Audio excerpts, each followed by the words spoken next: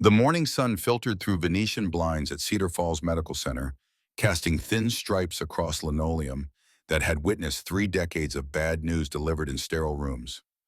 Raymond Sullivan sat in the examination chair, his 81-year-old frame thinner than the Marine uniform hanging in his closet would accommodate. Any more watching Dr. Morrison arrange films on the lightbox with the careful deliberation of a man who'd rehearsed this conversation 100 times but never got comfortable with it. The doctor's fingers traced dark masses that bloomed across Ray's skeletal system like ink spreading through water. Spine, liver, 3 ribs on the left side. The prostate cancer they'd been monitoring for 18 months had stopped asking permission and started taking territory. Dr. Morrison turned from the lightbox, his face carrying that particular expression medical professionals cultivate when hope becomes a cruelty rather than a comfort. The words came out practiced but not unkind, 3 months, maybe 4. If the pain stayed manageable, palliative care could start next week. Hospice arrangements should be discussed with family. Ray's hands remained folded in his lap, the skin liver-spotted and crossed with scars that had their own stories from a hill in Korea 70 years ago. His wedding ring caught the fluorescent light worn thin from 5 decades of marriage to Martha before cancer took her 15 years back.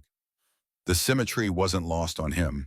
The room smelled like antiseptic and the particular kind of fear that accumulates in places where bodies get bad news. Ray had smelled worse, cordite and blood and the strange copper scent of men dying in frozen mud. This was just another hill to climb, except this time the enemy was inside him and there'd be no extraction helicopter waiting at the summit. Morrison was still talking something about pain management protocols and quality of life considerations, but Ray's attention had drifted to the window where October sunlight painted the Montana landscape in colors his grandmother would have called God showing off. He'd lived 81 years in this country, fought for it when he was barely old enough to shave, buried his wife in it, raised 4 children who'd scattered to their own lives. The idea of leaving it didn't frighten him so much as make him tired in a way that had nothing to do with the cancer. The doctor's voice cut through his reverie with a question that required an actual answer. Had he told his family? Were there arrangements that needed to be made? Did he understand the trajectory they were discussing? Ray's response came out flat, carrying the weight of 7 decades practicing emotional discipline. No morphine. He wanted his mind clear for whatever time remained. No, he hadn't told his children yet, and the doctor wouldn't either. That was an order, not a request. Yes, he understood perfectly well that he was dying. He'd been dying since the moment he was born. This just gave him a deadline to work with. Dr. Morrison started to protest the secrecy, something about family having a right to prepare, but Ray's stare shut that down. The same look that had made privates check their weapons twice and corporals question their life choices. Some things you told people when they needed to know, not when it was convenient. He'd figure out the right time, or he wouldn't, and they'd figure it out themselves when he stopped showing up to things. The drive home took Ray through downtown Cedar Falls, population 3,200, and changed the kind of town where everybody knew your business, but pretended they didn't unless you needed help. Main Street still had the old theater marquee from 1952, though the building behind it sold antiques now instead of showing pictures. The hardware store where Ray had bought his first hammer 40 years ago occupied the same corner, third generation of Johnson's behind the counter. The bank, the pharmacy, the diner where he took breakfast most Saturdays with Sarah when she drove up from the city. His house sat 3 miles outside town on 12 acres that had seemed like a kingdom when he'd bought it in 1968 and now felt like a maintenance project he'd never finish. White 2-story with green shutters, Martha had insisted on big front porch where they'd watch their kids grow up in summers that bled together into one long memory of sprinklers and screen doors and the particular quality of light that exists only in childhood recollections. Inside the place showed signs of a widower's habitation. Clean but not decorated, functional but not lived in, not really. The living room still had Martha's furniture arranged the way she'd liked it, though Ray had stopped sitting in her chair years ago. The kitchen held 1 plate, 1 bowl, 1 coffee mug, and the drying rack. Upstairs, 3 bedrooms stayed closed, except when grandchildren visited, which happened less often as they got older and found their own lives more interesting than watching an old man putter around a house that remembered better days. Ray climbed the stairs with his hand on the railing, each step a negotiation with joints that had logged too many miles. His bedroom occupied the master suite stripped down to essentials. Bed, dresser, nightstand with a lamp, and the bottle of pills Dr. Morrison had prescribed 6 months ago when the pain started getting ambitious. The closet held his clothes arranged with military precision, including the dress blues he hadn't worn since Martha's funeral. He sat on the bed's edge, the mattress sagging in the spot his body had carved over decades, and let the weight of the diagnosis settle into him like cold water finding level. 3 months, 90 days give or take. He'd lived 30,000 days already. What was 90 more? His gaze drifted to the dresser where photographs documented a life lived largely for other people. Wedding day Martha in white with flowers in her hair, and a smile that had convinced him the universe occasionally got things right. Daniel at 8 holding a baseball bat bigger than he was. Sarah at 6 missing her front teeth. The two younger kids whose names he sometimes had to work to remember in the right order when he was tired. Grandchildren in various stages of growth, faces that shifted and changed between visits until he sometimes wasn't sure which child belonged to which parent. And buried in the back underneath insurance papers and old tax returns, the photographs from Korea. Black and white images of young men who thought they were invincible right up until they learned otherwise. Ray at 1970 pounds heavier with muscle and baby fat standing next to Tommy Chen in front of a bunker on Porkchop Hill. Both of them grinning like they were on vacation instead of 3 days away from an artillery barrage that would reduce their unit by half and end Tommy's life in a way that still woke Ray up, sometimes even 70 years later. Tommy Chen. The name still carried weight. The debt still sat unpaid despite 7 decades of interest accumulating. Ray had tried after the war track down Tommy's widow Lily through Marine Corps records, but she'd remarried quickly a defense contractor named Morrison, who'd adopted Tommy's son Robert, and given the family a fresh start that apparently didn't include uncomfortable reminders of the first husband who'd died overseas. Ray had sent one letter. It came back marked, "Return to sender." He tried twice more over the years, but the Chens had vanished into America's vast anonymity, protected by new names and geographic distance from a past they'd chosen to leave behind. Ray opened the bottom drawer and pulled out the metal lockbox that held his important papers. Birth certificate, discharge papers, Martha's death certificate, which he could never quite bring himself to file away properly. And beneath those, sealed in a plastic bag, a letter he'd written 10 years ago and never found the courage to send. The envelope was addressed to Daniel Sullivan in Ray's careful handwriting, back when his hands were steadier and the arthritis hadn't started making every pen stroke a negotiation. He'd written it the night after their last real conversation, the one where Daniel had announced he was leaving the Army after 8 years, and Ray had said things he'd regretted before the words finished leaving his mouth. Things about duty and Sullivan family tradition and what it meant to quit something you'd started. Things that had put a wall between them that neither man knew how to climb. The letter was an apology, though Ray had trouble with that word even written down where nobody could hear him say it. 3 pages explaining what he'd been too proud or too stupid or too something to say out loud, that he'd been wrong, that he'd judged Daniel through the lens of his own fears and failures, that he'd wanted his son to be a better Marine than Ray had been, and in that wanting had forgotten to let Daniel be himself, that he was proud of the man his son had become, even if it wasn't the man Ray had expected him to be. 10 years that letter had sat in the drawer undelivered.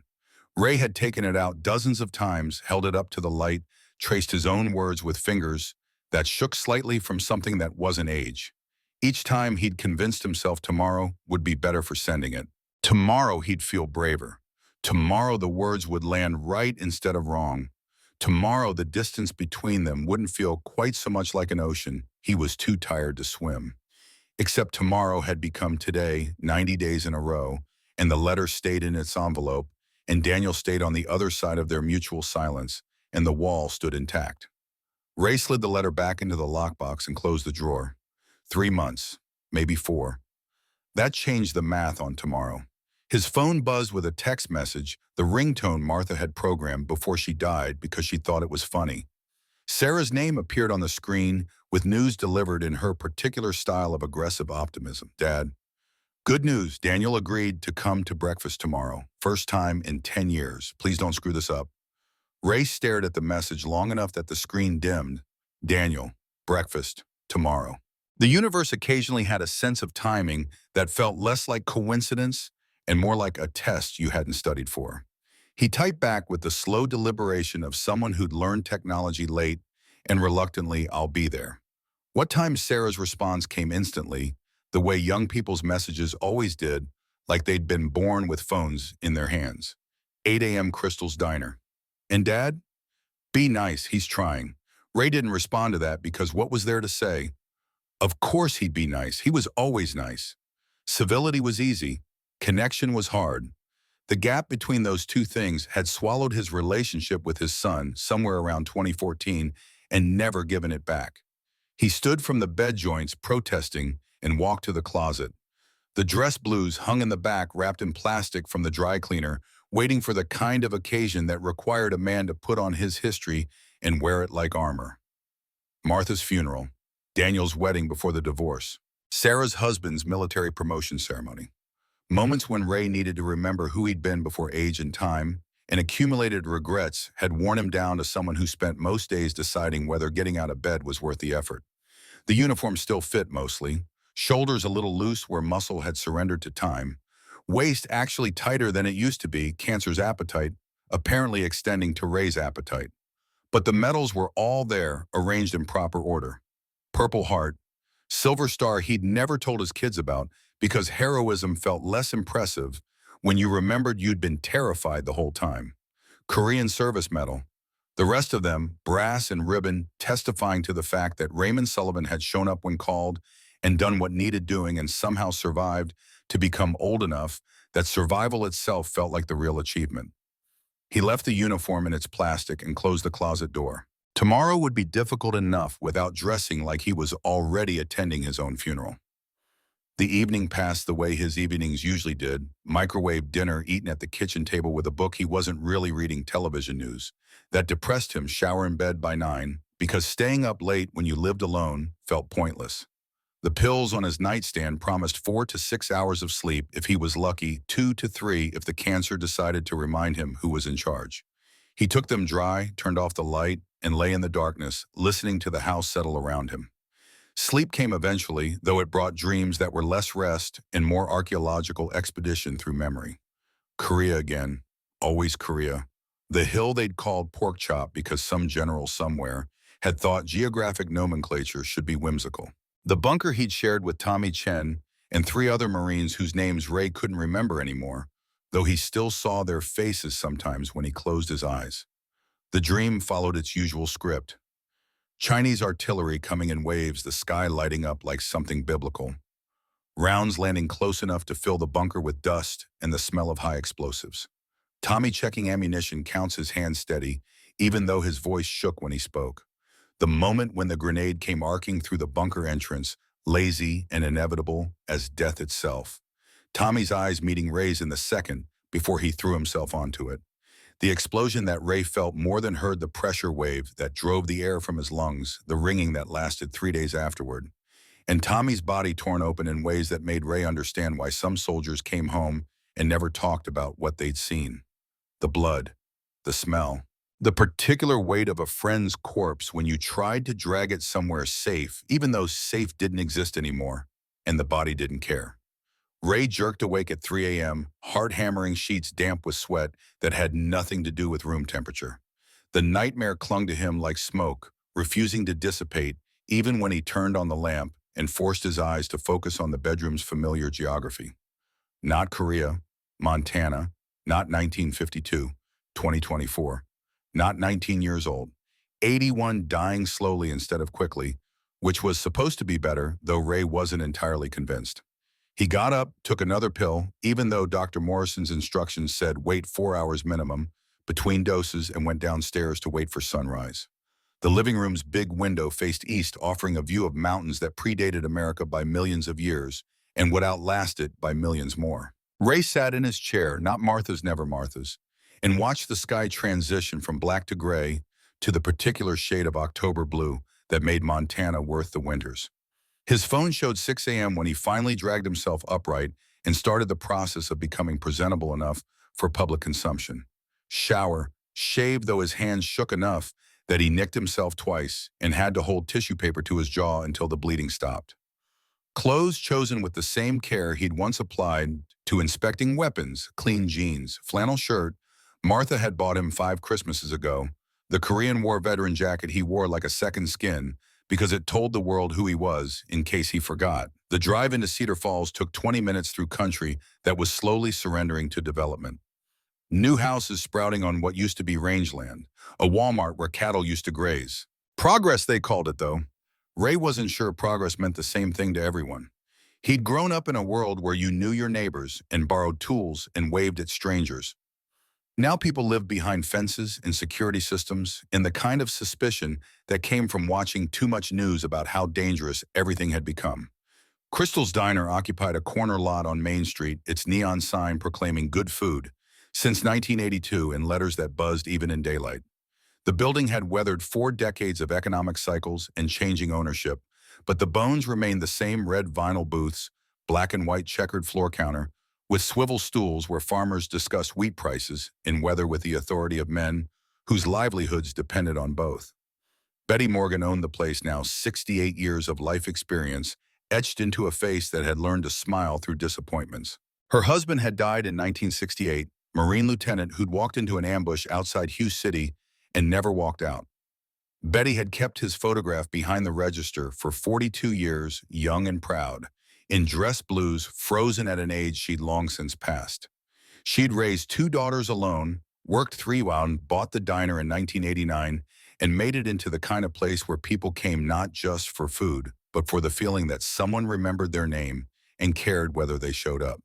She greeted Ray at the door with the easy familiarity of someone who'd served him coffee every Saturday for a decade. Early today, Ray. Big plans, family breakfast. My son's coming. Betty's eyebrows rose in a way that suggested she knew exactly which son and how long it had been. Well, isn't that something? Your usual booth, please. The booth by the window had been Ray's spot since 1982, the year Martha had dragged him in here, insisting the pancakes were worth the drive. She'd been right about that, though she'd been right about most things. The vinyl had been replaced twice, but the view remained constant.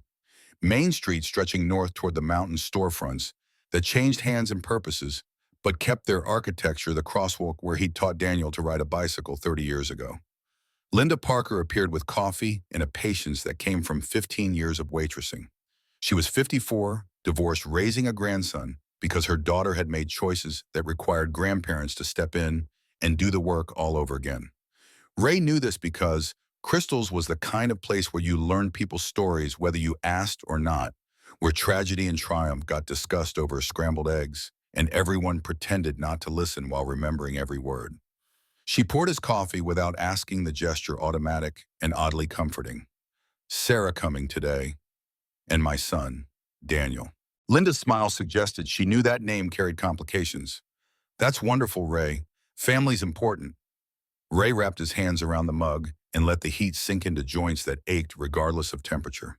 Through the window, Cedar Falls was coming awake: pickup trucks, parallel parking store owners, unlocking doors, the Saturday morning rhythm of a town that had survived economic collapse and population loss by stubbornly refusing to die. His grandparents had homesteaded 40 miles north in 1911. His parents had built a life here when that meant something different than it did now. He'd raised his children here, buried his wife here, and would be buried here himself in about 90 days if Dr. Morrison's math held up. The thought didn't frighten him as much as it probably should have. Death was just the hill you climbed when all the other hills were behind you. He'd made peace with that in Korea, watching Tommy Chen's blood soak into frozen ground. Every day after that had been borrowed time interest accumulating on a debt he'd never figured out how to repay. Sarah arrived at 7:45, 15 minutes early, because she'd inherited Martha's inability to be late for anything.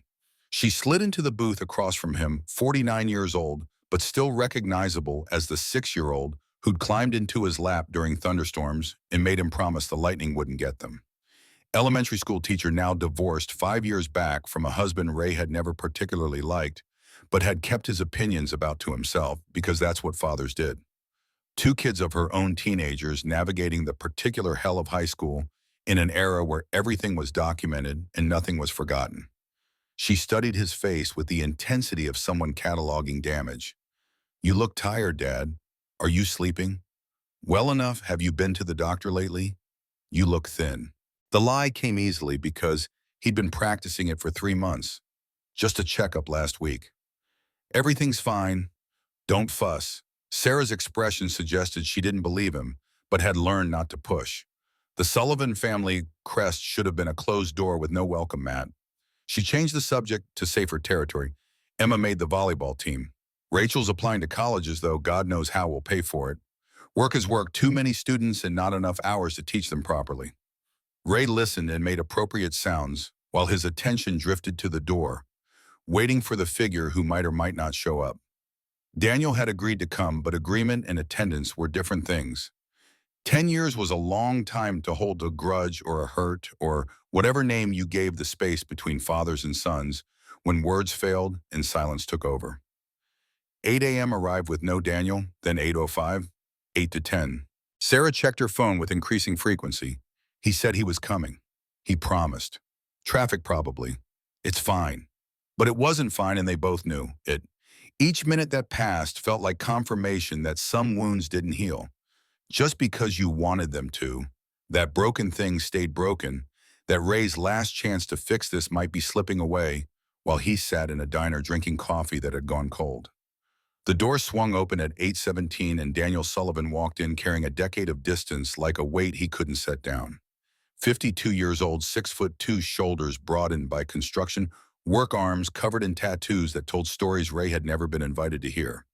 He wore jeans and a black t-shirt and a leather vest that proclaimed him president of the Iron Brotherhood Motorcycle Club, patches arranged with military precision because some habits never died.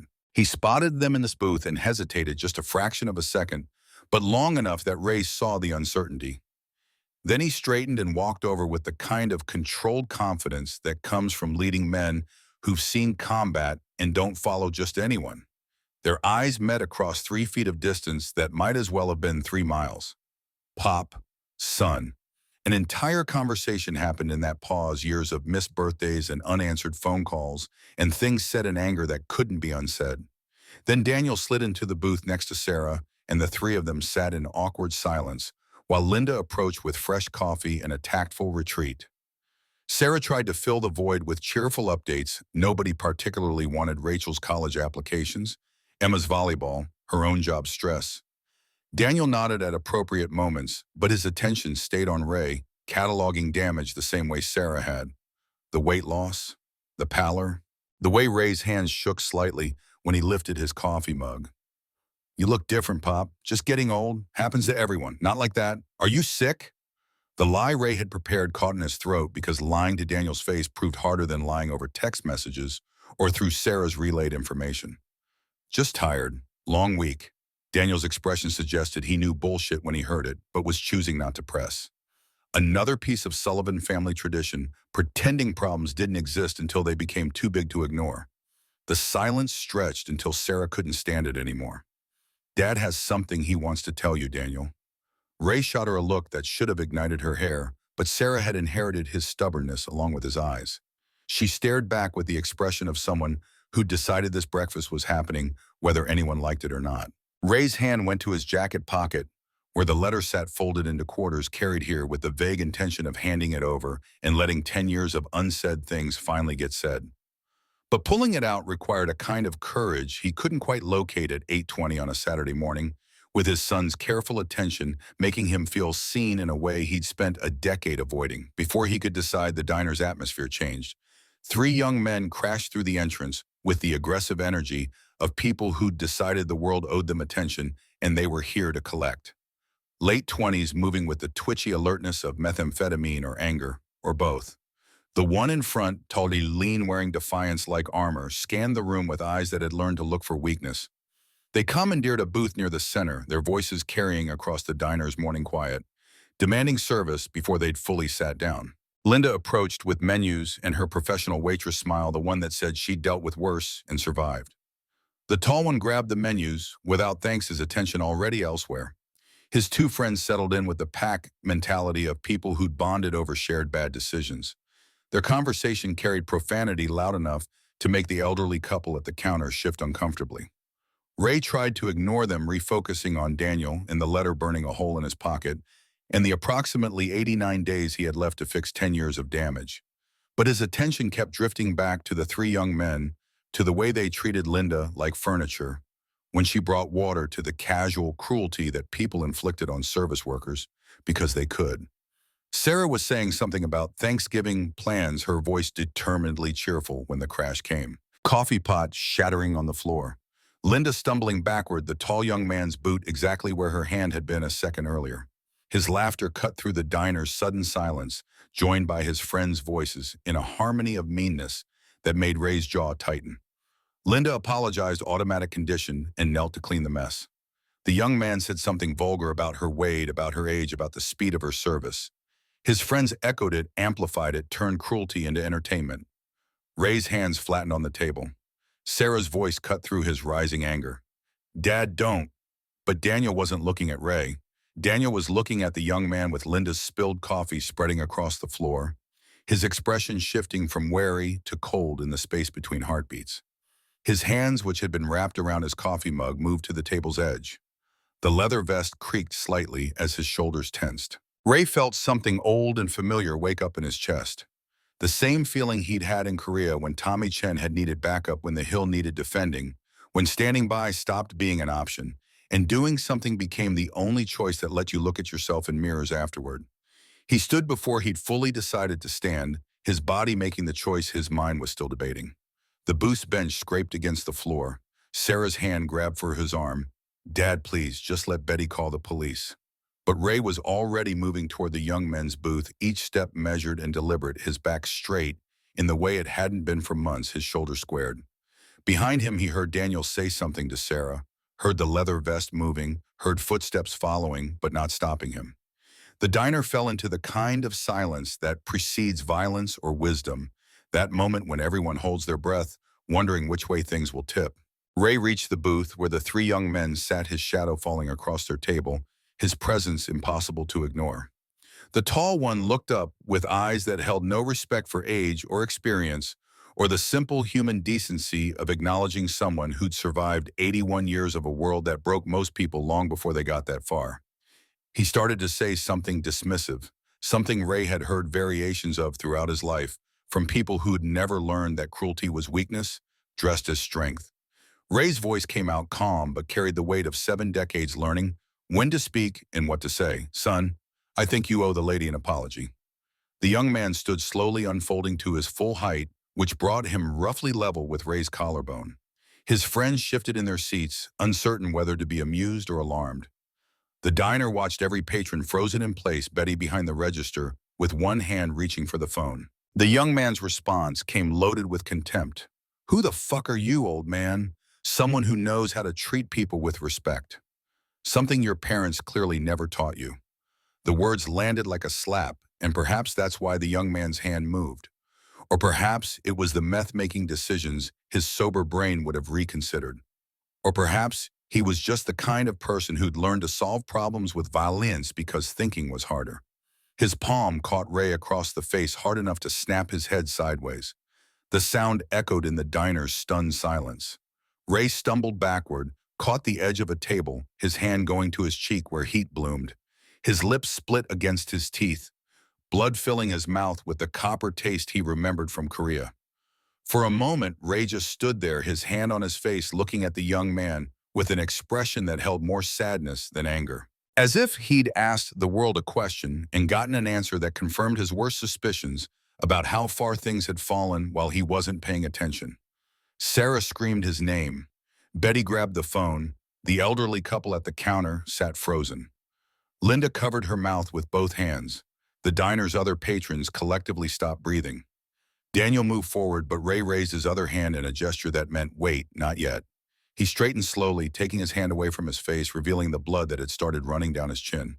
His eyes never left the young man who'd hit him. "What's your father's name, son?" The question clearly wasn't what anyone expected. The young man blinked, his bravado flickering. "What? Your father. The soldier you mentioned. What was his name? Chen. Robert Chen. Vietnam. Why the fuck do you care?" The name hit Ray like a second slap, harder than the first. His face went white. His hand found the table again, gripping it hard enough that his knuckles stood out. The diner spun slightly, or maybe that was just Ray's balance failing, or maybe the universe had a sense of irony that extended to making impossible coincidences feel like cosmic jokes. Tommy Chen's boy, you're Tommy's grandson. Before the young man could respond, before Ray could process what his mouth had just said, the diner's door swung open. The sound cut through everything else, metal and glass, and the particular quality of silence that comes right before everything changes. Daniel had been moving toward Ray, but stopped his body, recognizing something his brain was still catching up to. Everyone turned toward the entrance. Everyone watched as a wall of leather and muscle and 40 years of accumulated military experience filed through Crystal's diner's front door like an occupying force that had decided occupation would be peaceful only so long as everyone cooperated. 8 men in leather vests bearing patches that identified them as Iron Brotherhood Motorcycle Club. Different ages, different backgrounds, unified by something that went deeper than fashion or rebellion. They moved with the coordinated precision of people who'd learned to trust each other in places where trust meant survival. The way they positioned themselves wasn't threatening exactly, but it was deliberate. Doorway covered, exits marked, sightlines clear. The young man who'd slapped Ray suddenly looked very small and very young, and very aware that he'd miscalculated badly. Daniel walked past his brothers, past the stunned patrons, straight to Ray. His hand went to his father's shoulder, gentle, despite the calluses. "Pop, you okay?" Ray nodded, still processing the name he'd just heard. Still trying to reconcile the young man who'd hit him with the photograph he kept in his dresser drawer of Tommy Chen grinning outside a bunker 70 years ago. Still feeling the weight of decades-old debt demanding payment in a form he couldn't have anticipated if he'd lived another 81 years. Daniel turned to face the 3 young men, and the temperature in the diner dropped about 15 degrees. His voice came out quiet, which somehow made it more intimidating than if he'd shouted. "Do you know who you just hit?" The young man who'd slapped Ray tried to muster defiance, but it came out weak. "Some old guy who, that's my father. Raymond Sullivan. He's 81 years old. 70 years ago, he was 19 and scared and thousands of miles from home, fighting in a war. So people like you could grow up free and safe and have the right to be as stupid as you're being right now." The 2 friends shifted uncomfortably. Betty had put the phone down but kept her hand near it. The motorcycle club brothers stood silent, as monuments, their presence enough of a statement that words would have been redundant. Daniel continued, his voice never rising but somehow filling every corner of the diner. He spent his whole life treating people with respect. Raised 4 kids by himself after my mother passed. Worked 2 jobs and never complained. Volunteers at the VA hospital every Tuesday helping other veterans who are struggling. And you just slapped him because he asked you to apologize for being rude to a waitress. One of the friends looked down at his shoes. The other swallowed hard. Reality was setting in the way it does when bravado meets consequence and discovers the exchange rate isn't favorable. The young man who'd done the slapping seemed to be having some kind of internal crisis, his face cycling through emotions faster than he could process them. The meth making things worse, probably. And are better depending on your perspective and whether clarity during catastrophe counted as improvement. The diner door opened again and Sheriff Tom Braddock walked in with the slow, measured pace of someone who'd responded to enough calls at Crystal's over the years to know that rushing usually made things worse. 55 years old, former Army MP, wearing the kind of authority that came from actually earning it rather than just pinning it to a uniform. He took in the scene with practiced efficiency. Ray bleeding, Daniel standing protective, 3 young men who looked like they regretted their life choices. 8 motorcycle club members who technically weren't breaking any laws, but also weren't not making a statement. Betty behind the register. Linda still kneeling by the spilled coffee. Every patron in the place frozen like extras in a movie waiting for the director to yell, "Cut." Braddock's attention settled on Ray. "You want to tell me what happened here?" And that's when the back door crashed open. That's when Victor Reyes walked in with 4 men whose body language suggested they were comfortable with violence in a way that went beyond recreational. That's when Saturday morning breakfast at Crystal's Diner became something that would get talked about in Cedar Falls for years afterward, the story growing and changing with each retelling until nobody quite remembered what had actually happened versus what made a better narrative. Victor Reyes was 40 years old and looked like 50, the kind of weathering that came from life decisions that accelerated aging. He moved with the careful control of someone who knew he was dangerous and wanted everyone else to know it too. His eyes scanned the room, cataloged threats, dismissed most of them, and landed on the young man who'd slapped Ray. "There you are, Brennan. Been looking everywhere." The young man Brennan, apparently Tommy Chen's grandson, carrier of debts he didn't know existed, went pale. His friends looked like they wanted to disappear. The motorcycle club brothers shifted positions, subtly flanking without making it obvious they were flanking. Victor's attention moved to Daniel, to the patches on the leather vest, to the 8 men who'd spread out across the diner in a formation that wasn't accidental. Iron Brotherhood. Since when does Tyler Brennan have friends? Daniel stepped forward, placing himself between Victor and Ray, between Victor and Tyler, between whatever was about to happen and the people who didn't need to be involved. His voice stayed level. "What's your business here?" Victor smiled without warmth. "Brennan owes me $15,000. I'm here to collect." Tyler's voice cracked when he spoke. "Victor, please, I just need a few more days." Victor pulled a gun from his waistband, not pointing it at anyone specifically, but making its presence known. The universal language of negotiations backed by the threat of violence. No more days. "You pay now or I start shooting people you care about." He gestured with the gun, casual and terrifying old man who just got slapped. "This pretty girl, the waitress. How about the old lady at the register?" Sheriff Braddock's hand moved toward his own weapon, but stopped the math not working out in his favor. One sheriff, 4 armed men, a diner full of civilians. Betty's hand moved toward the phone again, but froze when one of Victor's men shook his head slowly. Ray stood, blood still running down his chin, his balance questionable, but his voice steady. "Put the gun away, son. Nobody's dying in Betty's diner." Victor laughed, the sound carrying genuine amusement. "Who the fuck are you, old man? Someone who's already dying, so your threats don't scare me." The statement landed in the diner's charged silence like a stone dropping into still water, ripples spreading outward. Sarah made a small sound. Daniel's head turned sharply. The motorcycle club brothers exchanged glances. Even Victor's certainty wavered. "Dying cancer, 3 months, maybe less. So you can shoot me if you want, but you'll be killing a dead man. Doesn't seem worth the bullet." Ray took a step forward, his body swaying slightly, but his gaze locked on Victor's face. "But before you do, answer one question. What's your father's name?" Victor's expression shifted, confusion cutting through the aggressive certainty. "What's your father? I'm guessing he's the reason you're angry at the world. What was his name?" "Victor Reyes Sr. Marine." "What's it to you? Marines don't raise cowards who threaten old women and waitresses. Your father would be ashamed." The gun moved now, pointed directly at Ray's chest. Betty gasped. Sarah moved to stand, but Daniel caught her arm. The motorcycle club brothers tensed but held position, waiting for a signal that hadn't come yet. Victor's voice came out tight with rage. "Don't you talk about my father." Ray didn't flinch, didn't step back, didn't acknowledge the weapon aimed at his heart.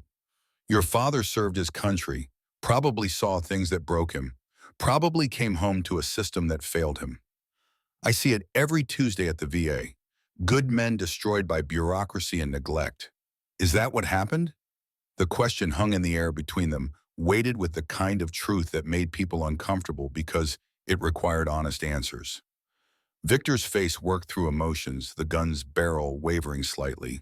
Betty's voice cut through the tension calm and carrying the authority of someone who'd owned this space for 42 years. "Sheriff, I'm calling the police now," Braddock nodded. "Everyone stays calm. Victor, you put that weapon down right now or this ends badly for everyone." Victor's attention snapped to Tyler. "You caused this. You made me come here. You made me," Tyler spoke up, his voice shaking but audible. "Victor, wait. That old man, his name is Ray Sullivan. Ask him about Tommy Chen." Victor's confusion deepened. "Who the fuck is Tommy Chen?" "My grandfather, he died in Korea, saved Ray Sullivan's life." Victor lowered the gun slightly, looking at Ray with new attention. "Is that true?" "It is. Tommy Chen was the bravest man I ever knew. And this boy is his grandson." The diner held its collective breath while Victor processed that information. The gun stayed out but pointed at the floor now. His men waited for direction. The motorcycle club brothers stood ready. Sheriff Braddock's hand stayed near his weapon. Betty kept the phone in her hand. Linda remained frozen by the spilled coffee. Sarah gripped the boot's edge hard enough to hurt. Daniel positioned himself between his father and every possible threat. Ray's voice came out tired but firm. You've got choices to make, son, same as we all do. You can be the man your father was before the war broke him. Or you can be what the world made you. But you don't get to be both. Victor stared at Ray for a long moment, the gun hanging loose in his hand, his expression cycling through calculations Ray couldn't read. Then he spoke and the words came out clipped and final. Okay, old man, you got my attention. Here's the deal. You've got 48 hours to get me 15 grand. If not, I kill Brennan, I kill you, and I burn this whole fucking diner down. Clock starts now. He turned and walked toward the back door, his men following. Before exiting, he looked back at Ray one more time. 2 days, viejo. Don't make me come back. The door closed behind them. The diner erupted into chaos, voices. Overlapping people standing, Betty actually calling the police now. Linda finally getting up from the floor. Daniel's hands were on Ray's shoulders, checking him over, his voice rough with emotion Ray couldn't quite name. And Ray stood in the center of it all, blood drying on his chin, his letter to Daniel still undelivered in his pocket, Tyler Brennan's eyes meeting his across the diner with a mixture of shame and confusion and something that might have been recognition. Tommy Chen's grandson, 70 years of debt, 48 hours until Victor Reyes made good on his threat. Daniel finally willing to talk after a decade of silence. 3 months to live, turning into 3 days if things went wrong. Ray's hand went to his jacket pocket, felt the letter there, and made a decision. Tomorrow he'd give Daniel the apology. Today he'd figure out how to save Tommy's grandson from the consequences of choices that probably made more sense when you were high on meth and didn't understand that actions had costs that came due eventually. The room spun slightly. Ray's knees decided they'd been holding him up long enough and would like to renegotiate their contract. Daniel caught him before he hit the floor. Strong arms that reminded Ray distantly of carrying Daniel as a baby, of teaching him to ride a bicycle, of all the moments when being a father had felt natural and right, instead of like something he was perpetually failing at. Sarah was there too, her hand on his face, her voice saying words he couldn't quite process through the ringing in his ears that might have been tinnitus or might have been the echo of Tommy Chen's last breath 70 years ago, telling Ray to take care of his family, a promise Ray had failed to keep until it walked into a diner and slapped him across the face. Sheriff Braddock was talking to Daniel something about statements and reports and what actually happened here. Betty was giving Linda ice for the bruises forming where she'd hit the floor. The motorcycle club brothers had formed a loose perimeter around the booth where Ray sat bleeding. And Tyler Brennan stood by his own table, looking at Ray like he'd just seen a ghost and wasn't sure whether to run from it or toward it. Ray touched his split lip, looked at the blood on his fingers, and thought about Tommy Chen's blood on his fingers in 1952 and how some stains never washed out no matter how many decades you spent scrubbing. He thought about the letter in his pocket that Daniel still didn't know existed. He thought about $15,000 he didn't have and 48 hours he couldn't afford to waste, and 3 months of life that might not matter if Victor Reyes decided patience was overrated. And he thought about Tyler Brennan, 28 years old and drowning Tommy Chen's grandson, carrying Tommy Chen's eyes in a face that could have been Tommy's if you squinted and allowed for genetics doing their mysterious work across generations. The debt Ray had carried for 70 years had just walked through the door, asking to be paid. The universe had given him a chance to fix something that had been broken since before Tyler was born. And all it would cost was everything Ray had left, which, when you added it up, didn't amount to much. 3 months, some retirement savings, a letter he'd never sent, and whatever remained of the warrior he'd been before time and cancer and accumulated regrets had worn him down to someone who ate microwave dinners alone and counted days like a prisoner watching his sentence run down. Sarah's voice cut through his thoughts. Dad, you need a hospital. I need to go home. You're bleeding. I've bled before. Daniel, take me home. And Daniel did, because that's what sons do even when 10 years of silence sits between them like a wall. Neither one has figured out how to climb. They walked out of Crystal's diner into October sunlight that felt too bright and clean for what had just happened, leaving behind a crime scene that wasn't quite a crime scene, and a community that would spend weeks trying to figure out what they'd witnessed and what it meant. Ray sat in Daniel's truck, some American make he didn't recognize, diesel engine, leather seats, worn from use, and watched Cedar Falls pass outside the window. His town, his life, his 81 years compressed into 12 acres, and a house that needed work and memories that weighed more than the cancer eating through his bones. Daniel drove in silence, his hands tight on the steering wheel, his jaw working like he had things to say, but couldn't find the words to say them. Ray understood that feeling. He'd spent 10 years not finding words. Maybe that's what the Sullivan family did best, hold things in until they festered into something that couldn't be fixed with simple conversation. The truck pulled into Ray's driveway. Daniel killed the engine. Neither man moved for a long moment, sitting in the cab like they'd run out of road and didn't know what came next. Pop, yeah, what the hell was that? That was Tommy Chen's grandson. That was a debt I should have paid 70 years ago. That was the universe giving me a chance to fix something before I run out of time to fix anything. You really have cancer. The lie wouldn't come this time. Ray's hand went to his jacket pocket, pulled out the letter, held it without offering it yet. Stage 4, 3 months, maybe less. Dr. Morrison told me yesterday. Daniel's face did something complicated. Emotions Ray couldn't parse flowing across it like weather. Yesterday, you've known since yesterday 3 months. I've known for 3 months. The silence that followed felt like judgment or grief or both. Daniel's hands stayed on the steering wheel even though the engine was off knuckles white. Ray held out the letter. I wrote this 10 years ago, the night after our last fight. I should have given it to you then. I'm giving it to you now. Daniel took the envelope like it might explode. He opened it, carefully unfolded 3 pages of Ray's handwriting, and began to read. Ray watched his son's face, saw the moment understanding arrived, saw the moment anger softened into something that might have been forgiveness or might just have been exhaustion. When Daniel looked up, his eyes were wet. Pop, why didn't you send this? Because I'm a stubborn old man who thought tomorrow would always be there. Turns out tomorrow has limits. I didn't plan for. I would have come home if I'd known I know. That's why I didn't tell you. I wanted you to come because you wanted to, not because you had to. That's the stupidest thing I've ever heard. Yeah, runs in the family. They sat in the truck for another moment, the October sun warmed through the windshield, the house waiting beyond the driveway like evidence of a life that would continue after Ray stopped being part of it. Somewhere in Cedar Falls, Tyler Brennan was probably panicking. Somewhere Victor Reyes was counting down 48 hours.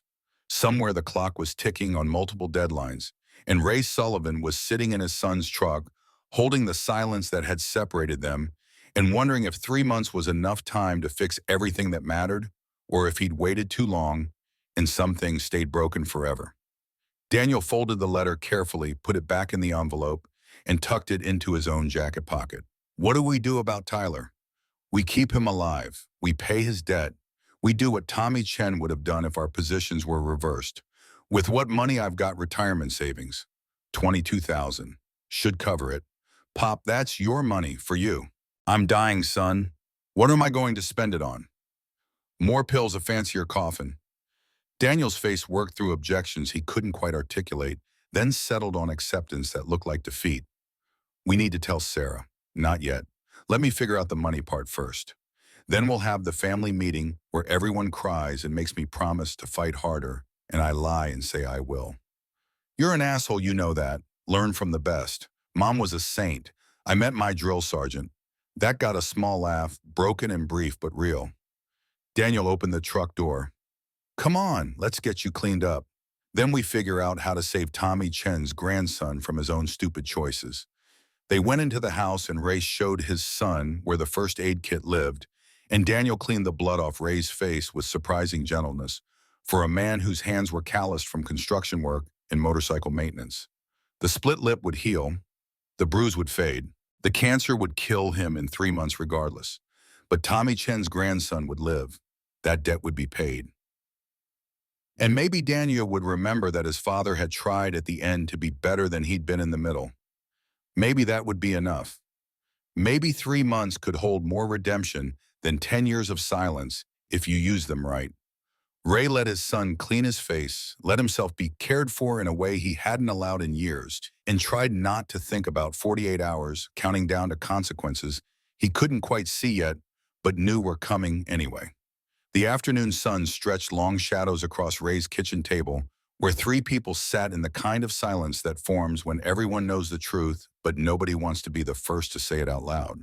Sarah had arrived 20 minutes after Daniel called her, driven by the particular urgency that comes from hearing your brother say Dad's been hurt, without elaborating on how or why or whether hospital should be involved. She'd taken one look at Ray's split lip and swelling jaw and gone pale in a way that reminded him of Martha getting bad news, the color draining from her face like someone had opened a valve.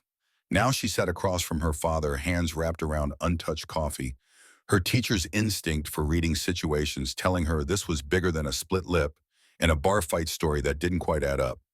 Daniel leaned against the counter, his leather vest creaking when he shifted weight, his attention divided between his father and his phone, where messages kept arriving from MC Brothers wanting updates. The house felt smaller with both his children in it, the walls closing in with accumulated history and present crisis and the weight of things that needed saying but kept getting postponed because saying them made them real. Ray broke the silence first because that seemed like a father's job, even when the words tasted like defeat. I have stage 4 prostate cancer. Metastasized to spine and liver. Dr. Morrison says 3 months, maybe 4. No treatment options worth the side effects. I'm not doing chemo or radiation. I'm just going to let it run its course. Sarah's coffee cup hit the table hard enough that liquid sloshed over the rim. Her mouth opened and closed twice before sound came out, and when it did, her voice carried the sharp edge of betrayal. How long have you known? 3 months. 3 months, and you didn't tell us. I'm telling you now. That's not. Daniel, did you know, found out this morning, same time as you. Sarah stood abruptly, her chair scraping against linoleum, her hands moving in gestures that had no destination. She paced to the window, stared out at the yard where she'd played as a child, turned back with tears running down her face, and fury in her voice. What gave you the right to keep this from us? We're your children. We deserve to know when our father is dying. Ray met her anger with the calm that came from having already fought this battle in his own head and lost. You deserve to have 3 more months without that weight. I gave you that. You're welcome. Don't you dare, Sarah's voice cracked. Don't you dare make this about protecting us. We're not children anymore. You don't get to decide what we can handle. Apparently I do, since I'm the one dying, and you're not. The cruelty in that statement landed exactly how Ray intended, shutting down Sarah's protest with the blunt reality that his death belonged to him in a way their grief didn't. He watched his daughter process that, saw the moment she recognized she was arguing about something she'd already lost, saw her fold back into the chair with her face in her hands. Daniel's voice came from the counter, quieter than Sarah's, but carrying its own weight. Pop's got a point. Shitty point, but a point. He gets to die how he wants. We just have to deal with it. I don't want to deal with it. I want him to fight. Nothing to fight. Cancer's already won. I'm just waiting for the final score. Sarah looked up with red eyes and the kind of determination that had gotten her through single parenthood and divorce and teaching 33rd graders every year, despite budget cuts that made her pay for supplies out of pocket. There are trials, experimental treatments. I can research, Sarah. Ray's voice carried enough finality to stop her mid-sentence. I'm 81 years old. I've had a good run, better than most. Tommy Chen died at 20. Your mother made it to 66. I'm getting bonus time at this point. I'm not spending it in hospitals being poisoned by chemicals that might buy me an extra month of feeling like shit. The kitchen fell silent except for the wall clock ticking away seconds that suddenly felt more valuable than they had that morning.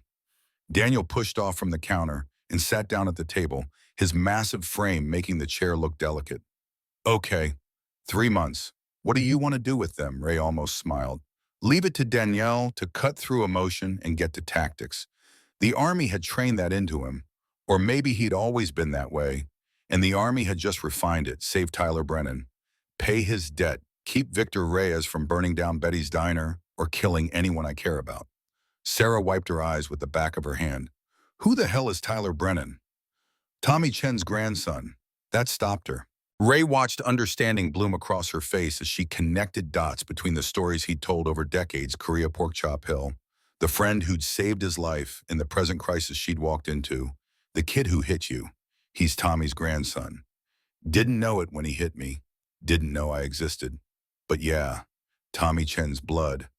Robert Chen's son, 28 years old and drowning in meth addiction, in debt to a drug dealer who will absolutely make good on his threats. Daniel pulled out his phone, started typing, "I'll call a meeting. MC Brothers can scrape together maybe 10 grand between us. Still short 5,000. I've got my retirement savings, 22,000. More than enough to cover it." Sarah's head snapped up. "Dad, no. That's your money? For emergencies. For I'm dying. This is the emergency. What else am I going to spend it on? Your care." "Comfort," Sarah's voice cracked again. "Things that make the next 3 months bearable. Keeping Tommy's grandson alive makes it bearable. Everything else is just waiting." The argument Sarah wanted to make died on her lips because what could she say to that? How did you tell a dying man that his priorities were wrong when his time had already run out? She looked at Daniel for backup, but Daniel was studying their father with an expression Ray couldn't quite read. "Pop," Daniel's voice came out careful like he was approaching a spooked horse. "This kid, Tyler, you don't owe him anything. Tommy died 70 years ago. His debt's been paid 1,000 times over in how you lived your life." Ray's hand went flat on the table. "I owe Tommy everything. Every morning I woke up after April 16th, 1952 was time he bought for me with his body. Every meal I ate, every sunset I saw, every time I held your mother, every moment I spent being your father, Tommy paid for all of it. You want to tell me that debt expires? You want to tell me I shouldn't spend my last 3 months paying back even a fraction of what he gave me?" The kitchen held that for a moment. Then Daniel nodded once, sharp and decisive. "Okay, we saved Tyler. How Victor wants 15,000 in 48 hours. Ray tapped the table. "I withdraw my savings Monday morning when the bank opens. We arrange a meeting. We pay. We make it clear Tyler's debt is settled and Victor leaves him alone.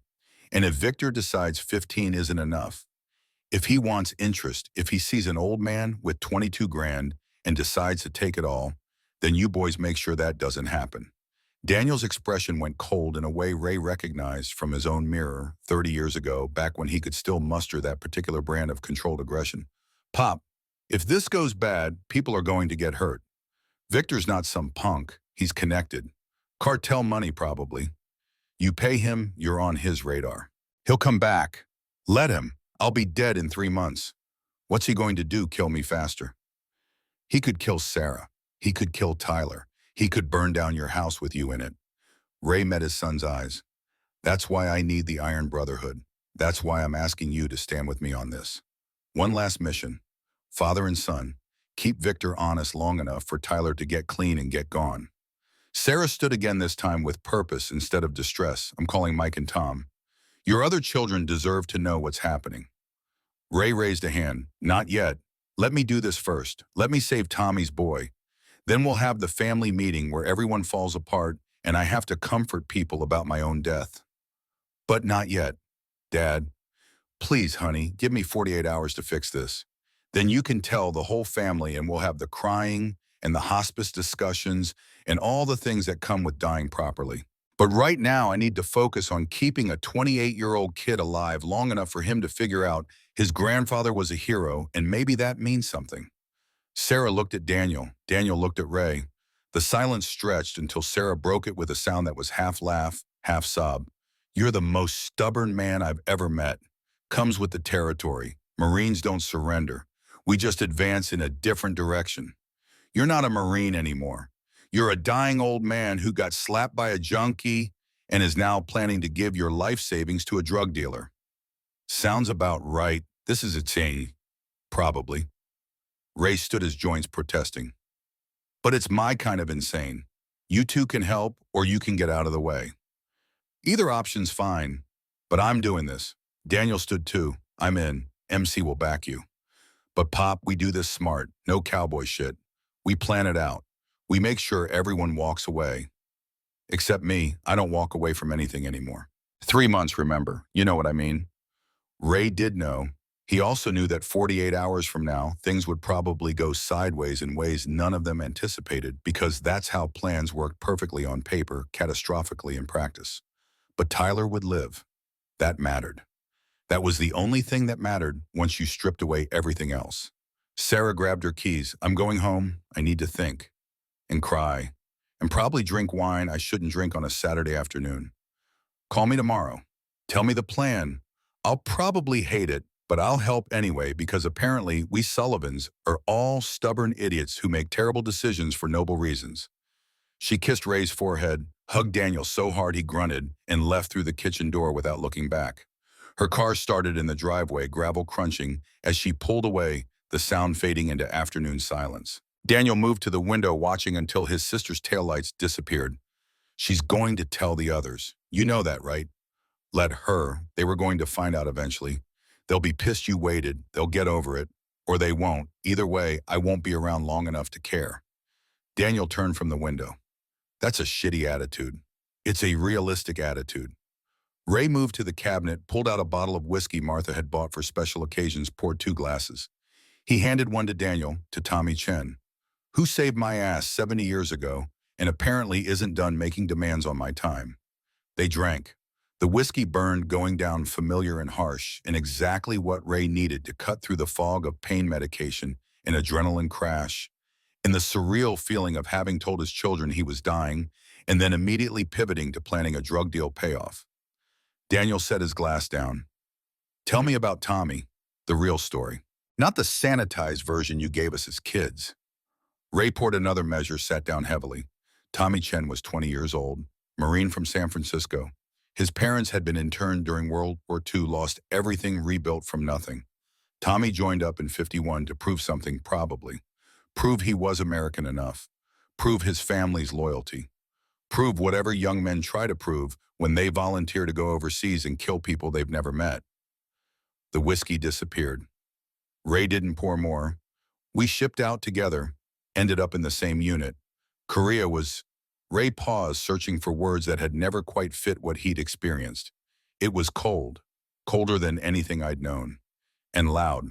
Artillery coming in sounds like the world ending. You don't get used to it, you just learn to function through it. What happened on Pork Chop Hill, April 16th, 1952? Ray's voice flattened out, taking on the tone of someone reciting facts to avoid feeling them. Chinese offensive. They wanted the hill. We were dug in. They had numbers. We had position. Basic math that always ends the same way. Lots of people will die and somebody claims victory and nothing really changes except the names on the casualty reports. And Tommy saved my life. Saved 2 other Marines. Chinese grenade came into our bunker. Tommy didn't hesitate. Just threw himself on it. Died instantly. 3 of us walked away because he didn't. Did he have time to say anything? Ray's hand tightened on his glass. Tell my son I love him. Tell him to be better than me. That was it. Then the grenade went off and Tommy was just gone. Not a person anymore. Just meat and blood in a memory I've carried for 70 years. Jesus, Pop. I tried to find his family after the war. Lily had remarried. New name. New life. Didn't want reminders of the husband who'd died overseas. I understand that. Some people move forward by leaving the past behind. But it meant I never got to tell Robert Chen what his father said. Never got to tell him Tommy died a hero. Never got to repay the debt. Daniel refilled both glasses without asking. And now Robert's son shows up in your diner strung out on meth, owing money to a cartel dealer, and slaps you in the face. Universe has a sense of humor. That's one word for it. They drank in silence for a moment. Through the window, October light painted the yard in colors that wouldn't last much longer. Trees preparing to sleep. Grass going dormant. Everything in Montana shutting down for winter except the things too stubborn to know when to quit. Ray spoke into his whiskey. I need you to do something for me. Name it. When I'm gone, look after Tyler. Make sure he gets clean. Make sure he stays clean. Give him a mature. Give him a purpose. Make him understand what his grandfather was. Pop, promise me, Daniel. Ray's voice carried the weight of 7 decades. This is important. More important than anything else I'll ask you to do. Tommy Chen saved my life so I could save his. I need you to finish it if I can. Daniel set his glass down carefully, I promise. Iron Brotherhood will look after him. We'll get him clean. We'll keep him that way. We'll make sure Tommy's sacrifice meant something. Good. That's good. The kitchen fell quiet again. Ray's body was starting to register everything that had happened, the slap, the adrenaline, the stress of confession, the whiskey hitting pain medication in ways Dr. Morrison would definitely not approve of. His hands shook slightly. His vision blurred at the edges. The cancer was reminding him that it was in charge now that Ray's body was just territory it was occupying until the lease ran out. Daniel noticed, "You need to rest. I'll call the brothers, set up a meeting for tonight. We'll plan this out proper. We're a clubhouse. 7 o'clock. You up for it? I'll be there. Pop, you look like you're about to fall over." "I'll rally." Ray stood using the table for support. "Just need a nap. Come get me at 6:30. Daniel helped his father to the stairs, then up them, the process taking longer than it should have because Ray's legs had apparently decided they were on strike. The bedroom looked the same as it had that morning, neat spare holding the ghost of Martha's presence in ways Ray couldn't quite name. Daniel helped him onto the bed, pulled off his shoes, covered him with the quilt Martha had made 30 years ago. "Get some sleep. I'll handle everything else." Ray's eyes were already closing. "Daniel, yeah, Pop. I'm proud of you. The man you've become. The life you've built. I should have said that 10 years ago. You're saying it now. That's what matters." Ray wanted to say more, but sleep was pulling him under with the inevitability of tide. He heard Daniel's footsteps retreating, the bedroom door closing softly, the house settling into afternoon quiet. His last conscious thought was of Tommy Chen's face, young and whole, and grinning outside a bunker that didn't exist anymore on a hill that had changed hands so many times the blood had soaked in deep enough that nothing would ever grow there again. He dreamed of Korea, but this time Tommy lived. This time the grenade never came. This time they both went home and grew old and raised families and died in their sleep, surrounded by grandchildren. This time the debt never existed because the sacrifice never happened. This time was better. Ray woke to darkness and Daniel's voice calling from downstairs. "Pop, 6:30, time to go." The nap had helped more than he'd expected. The pain was still there, but manageable background noise instead of main event. Ray pulled himself upright, found clean clothes, made himself presentable enough for a motorcycle club meeting. The mirror showed an old man with a split lip and bruising that would get worse before it got better. But the eyes were clear. The spine was straight. The warrior was still in there somewhere under the cancer and age and accumulated damage. Downstairs, Daniel waited with coffee and a sandwich Ray didn't want, but ate anyway because he'd need the calories for whatever came next. They drove in Daniel's truck through Cedar Falls as it transitioned from day to night, streetlights flickering on businesses closing, the town settling into Saturday evening routines that had repeated for decades. The Iron Brotherhood Clubhouse sat on 5 acres outside town, a converted warehouse that had once manufactured agricultural equipment and now served as headquarters for 8 veterans who'd found brotherhood outside the military. Daniel parked in the gravel lot where a dozen motorcycles sat in precise rose chrome, catching light from the building's windows. Inside the clubhouse was exactly what Ray expected: part garage, part bar, part meeting hall. Motorcycles in various states of repair occupied one corner. A full bar ran along one wall, bottles arranged with military precision, tables and chairs scattered throughout, all mismatched but clean. Walls covered with photographs of members past and present, military unit patches, American flags, the detritus of lives spent serving and then figuring out what came after. The brothers were already there. Daniel had called them and they'd come because that's what brothers did. Ray counted 8 men ranging from late 40s to mid-60s, all veterans, all carrying the particular bearing that came from military service. They stood when Ray entered, a gesture of respect he hadn't expected and didn't quite know how to accept. Daniel made introductions, though Ray knew most of them already from Sarah's updates and occasional encounters around town. Sergeant, real name, Marcus Williams, Vietnam veteran, 62 face, carrying scars from burns sustained pulling wounded from a helicopter crash. Preacher James Morrison, Gulf War 55, ordained minister who'd found God after finding too many IEDs. Wrench David Chen, Iraq War. 48 mechanical genius who could rebuild engines blindfolded. Bear Thomas Yazzie, 54 Navajo, Afghanistan veteran. Massive frame hiding a gentle soul. 4 others whose names Ray tried to catalog and immediately forgot because his brain was starting to prioritize, and names of people he just met didn't make the cut. Daniel addressed the group with the authority of someone they'd elected to lead. "Everyone knows why we're here. My father needs help. I'm asking the Brotherhood to provide it." Sergeant spoke first, his voice carrying the rasp of someone who'd inhaled too much smoke. "Doc, your father's a Marine. Korean War. That makes him family by default." "What does he need?" Ray stepped forward, not wanting Daniel to have to speak for him. "There's a kid. 28, meth addict, owes $15,000 to a dealer named Victor Reyes. Victor threatened to kill him, kill me, burn down Crystal's diner. I'm paying the debt. I need backup to make sure Victor takes the money and walks away. Preacher leaned back in his chair. Victor Reyes, I know that name. Connected to Sinaloa pipeline. Not someone you want to cross. Not planning to cross him. Planning to pay him and be done with it. Wrench spoke up. Why, what's this kid to you? His grandfather saved my life in Korea. Threw himself on a grenade. I've been carrying that debt for 70 years. Time to pay it. The brothers exchanged glances, some kind of nonverbal communication Ray couldn't quite read. Then Sergeant nodded when and where Monday morning. I'm withdrawing $22,000 from my bank. We arrange a meeting with Victor. We pay. We make it clear the debt is settled and he leaves the kid alone.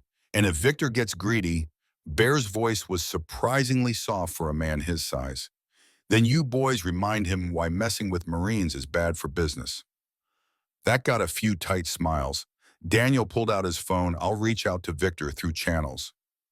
Set up the meet for Monday afternoon.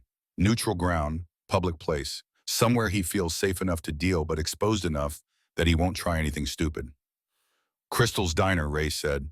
Where this started is where it ends. Daniel frowned. Pop, that puts Betty and Linda at risk. Betty's a Marine widow. She'll understand. And having it in the diner means witnesses. Means Victor has to play it straight. Sergeant nodded slowly. Bold move. I like it. Shows we're not afraid of him. We're not. Ray's voice carried conviction he mostly felt. Victor's a businessman. He wants his money. We give him his money. He goes away. Simple transaction. Nothing simple with cartel money. Preacher stood, moved to the bar, poured himself water. But you're right, that public location keeps him honest. Question is what happens after Victor walks away. But the kid's still an addict. Still has whatever problems led to him owing 15 grand in the first place. That's where you boys come in. Ray looked around the room at 8 men who'd all fought their own demons and survived. Tyler needs structure, purpose, brotherhood. He needs what you've built here. You want us to prospect a meth addict who slapped you? Wrench's tone was skeptical, but not hostile. I want you to save Tommy Chen's grandson from the same system that failed Victor Reyes' father. I want you to break the cycle. I want you to give Tyler a reason to get clean and stay clean. Daniel added, Pop's dying. Stage 4 cancer. 3 months. This is his last mission. He's asking us to finish it after he's gone. That changed the room's energy. Ray felt it shift, saw the way the brothers looked at him with new understanding. Dying men got latitude. Dying Marines got even more. Sergeant spoke for the group. We'll back you Monday. We'll prospect Tyler if he's serious about getting clean. We'll honor Tommy Chen's sacrifice by making sure his grandson doesn't waste his life. That's the best we can offer. That's all I'm asking. The meeting continued for another hour, planning details that Ray mostly let Daniel handle. Where to position people.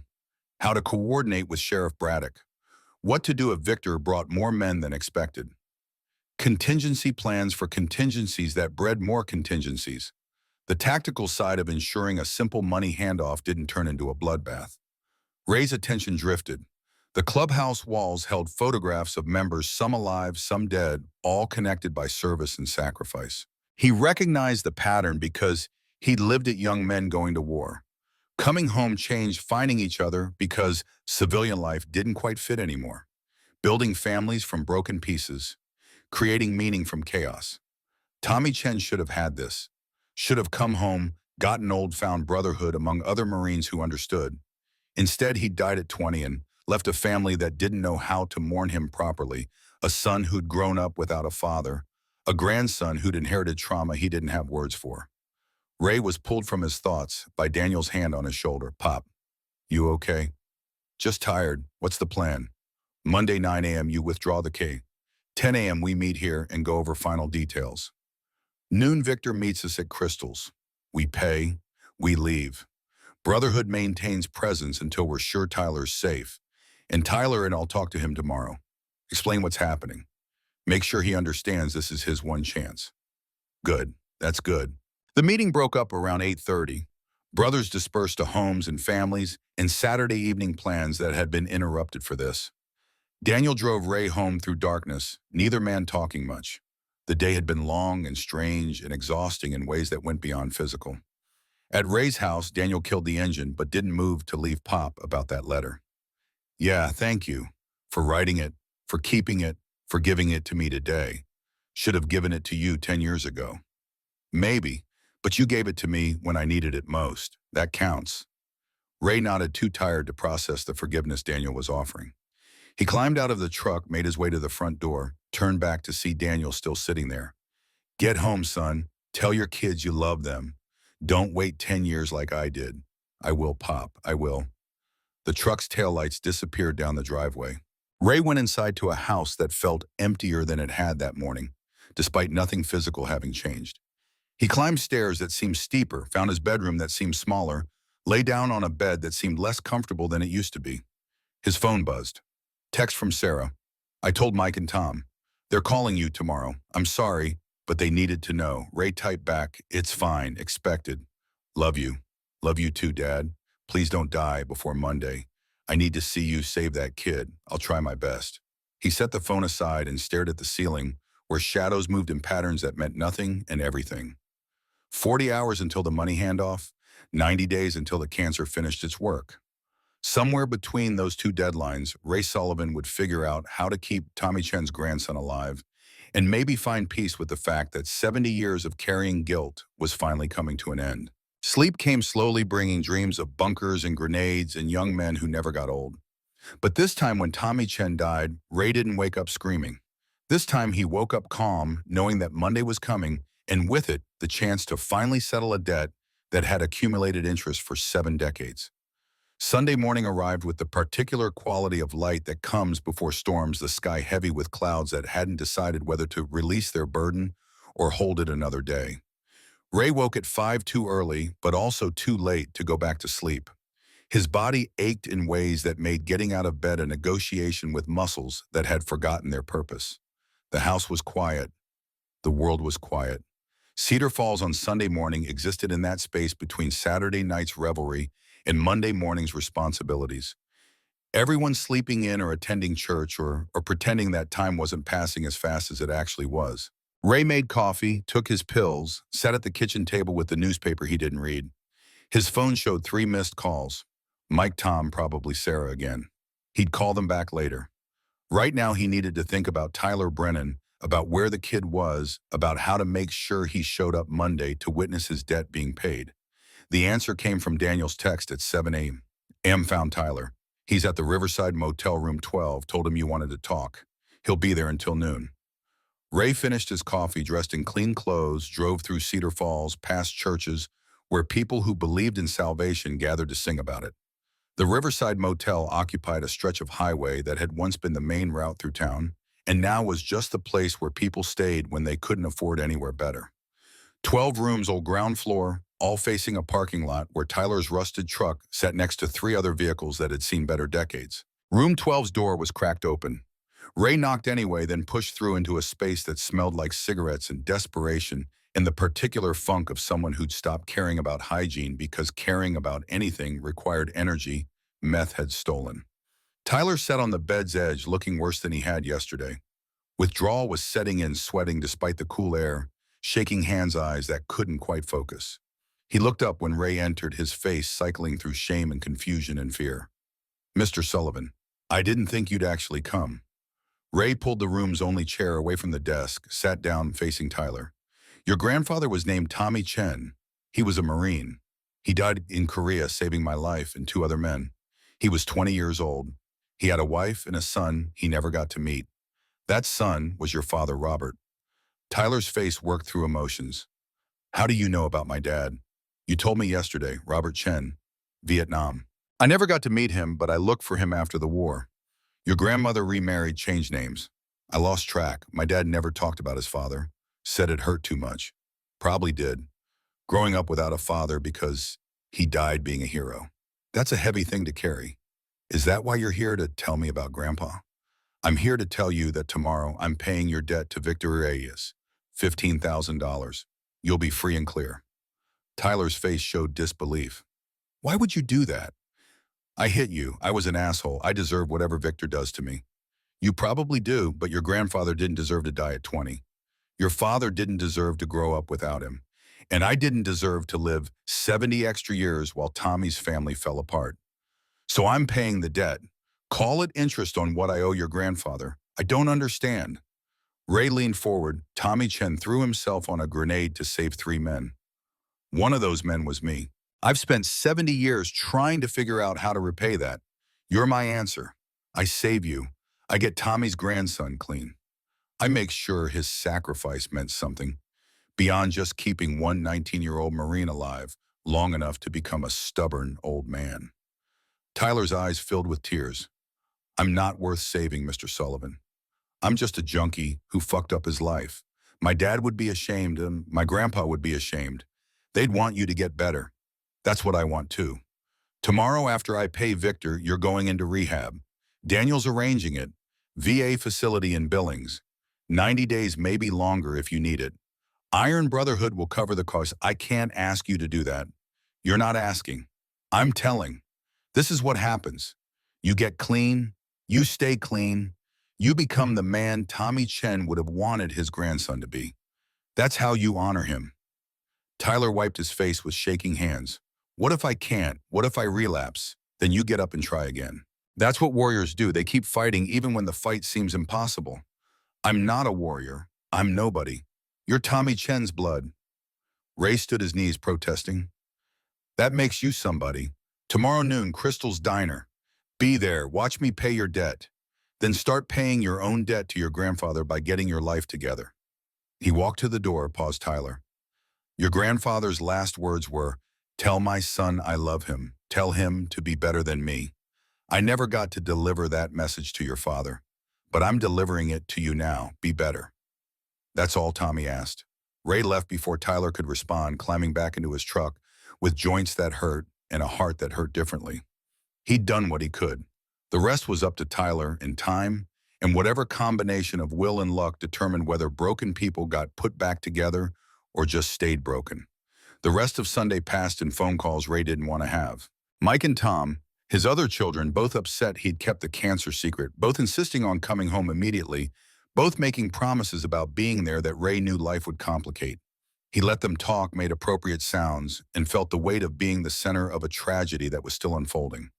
Sarah came by in the afternoon with groceries and determination. You're not eating enough. You look like a skeleton. Cancer'll do that. Don't joke. This isn't funny. Never said it was. She made him dinner roast chicken and vegetables he picked at while she talked about her daughters and her job and anything except the fact that her father was dying. Ray let her talk because it was easier than the silence. When she left at 8, the house felt emptier than before she'd arrived. Ray went to bed early knowing Monday would require strength he wasn't sure he still had. The pills helped him sleep, but didn't stop the dreams. Korea again, Tommy again, the grenade again.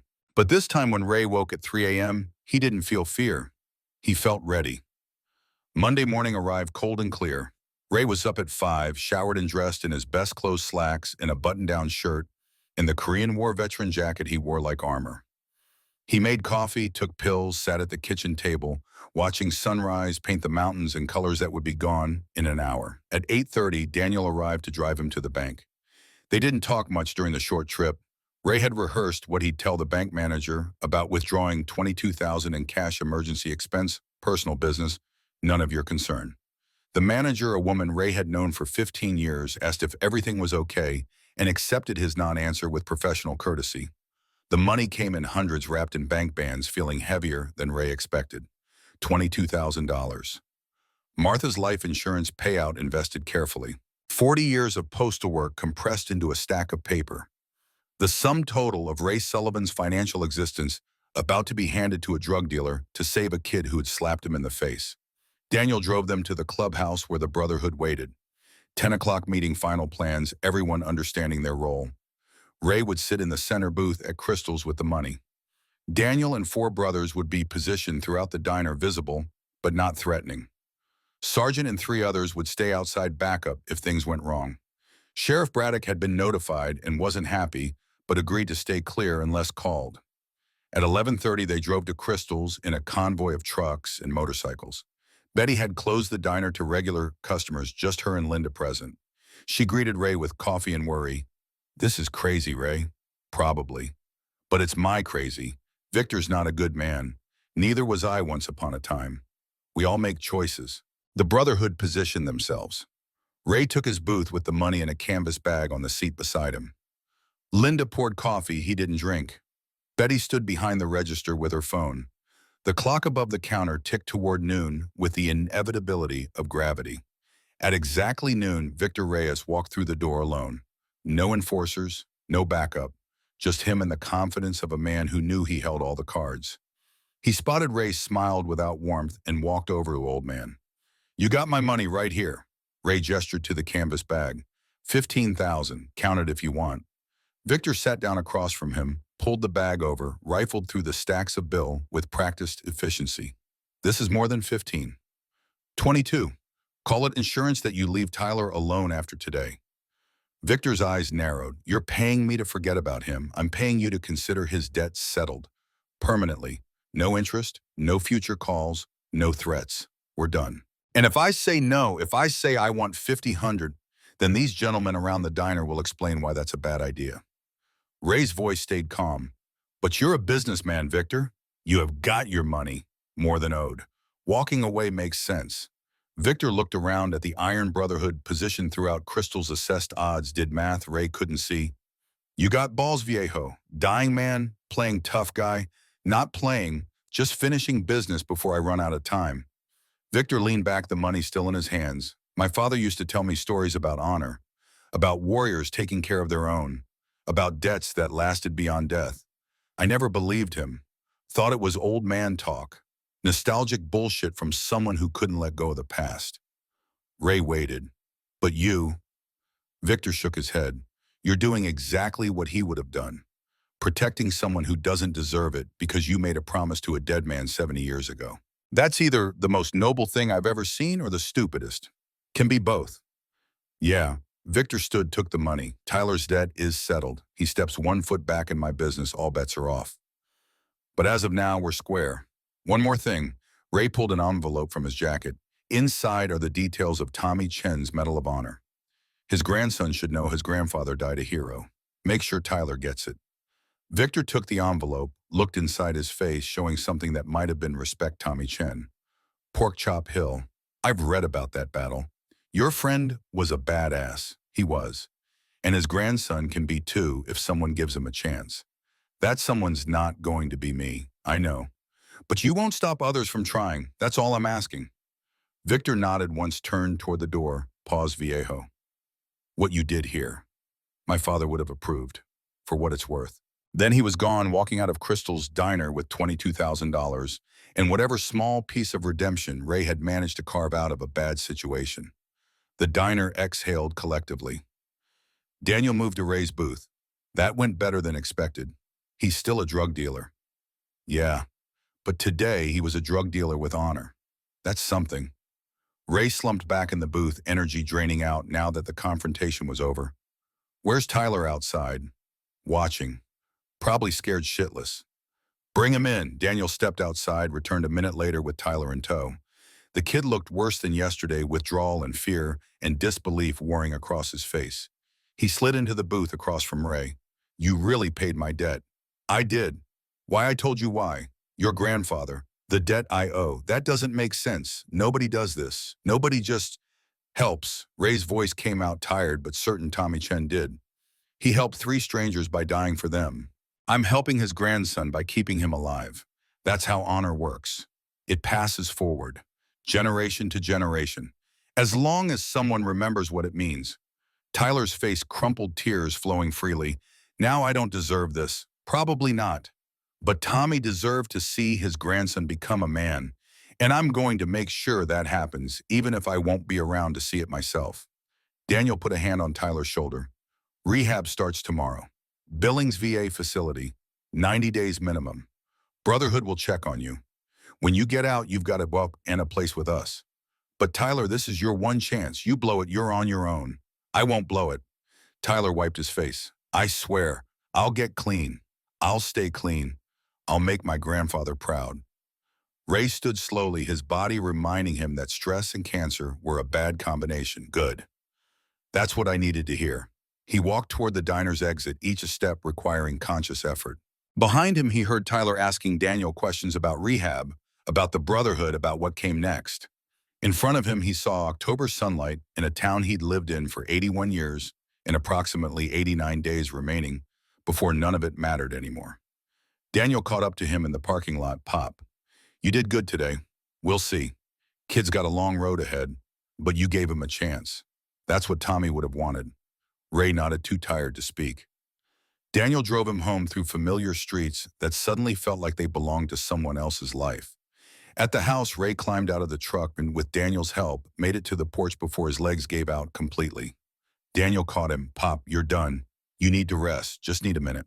But it wasn't a minute. It was Ray's body finally presenting the bill for everything he'd spent over the last 3 days. The cancer, sensing weakness, pressed its advantage. Ray's vision grayed at the edges. His breathing came shallow and painful. His heart hammered irregularly. Daniel got him inside onto the couch, called Sarah and 911 in that order. Ray tried to protest but couldn't find breath for words. The room spun.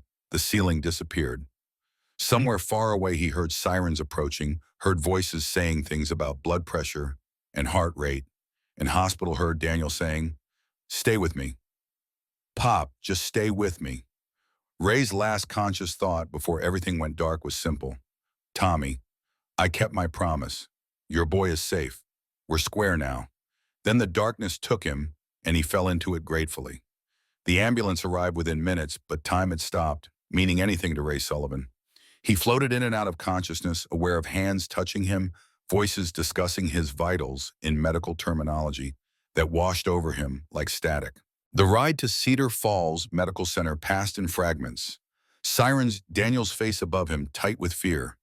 The ceiling of the ambulance bay sliding past as they wheeled him through automatic doors.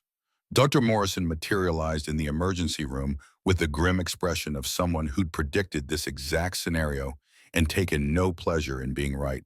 He examined Ray with efficient hands while asking Daniel questions about what happened, when it started, what medications Ray had taken that morning.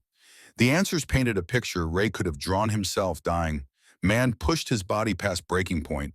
Body decided to collect payment immediately rather than waiting the scheduled 3 months. They admitted him overnight for observation, hooked him to monitors that beeped rhythms of a heart that had logged 81 years and was signaling it might not make 82. Sarah arrived within an hour, her face showing the particular devastation of watching a parent transition from invincible to mortal in real time. She held Ray's hand and cried quietly while Daniel stood at the window looking out at mountains that didn't care about human drama playing out in their shadow. Ray drifted in medicated haze, aware of his children's presence, but unable to summon energy for conversation.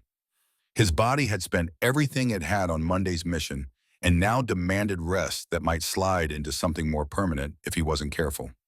The monitors beeped their mechanical concern. Nurses came and went with professional sympathy. Night fell outside windows Ray couldn't quite focus on. Somewhere in the dark hours, he woke to find Daniel asleep in the chair beside the bed, his son's face younger in sleep, less burdened by the weight of watching a father die. Ray studied him and felt a particular ache of knowing this relationship, fraught and difficult and finally healing, would end before they'd fully repaired 10 years of damage. 3 months had seemed like enough time when it was abstract. Now hooked to machines counting down heartbeats, 3 months felt impossibly optimistic. Morning arrived with Dr. Morrison and test results that confirmed what everyone already knew. The stress of Monday's confrontation had accelerated. The cancer's timeline compromised Ray's already failing heart and moved his prognosis from months to weeks if he was lucky, days if he wasn't. The doctor delivered this news with clinical precision, softened by genuine compassion, then asked if Ray wanted to discuss hospice care, pain management protocols, end-of-life arrangements that made death sound like an administrative process requiring proper paperwork. Ray listened and nodded at appropriate moments while his attention drifted to the window where October light painted everything gold.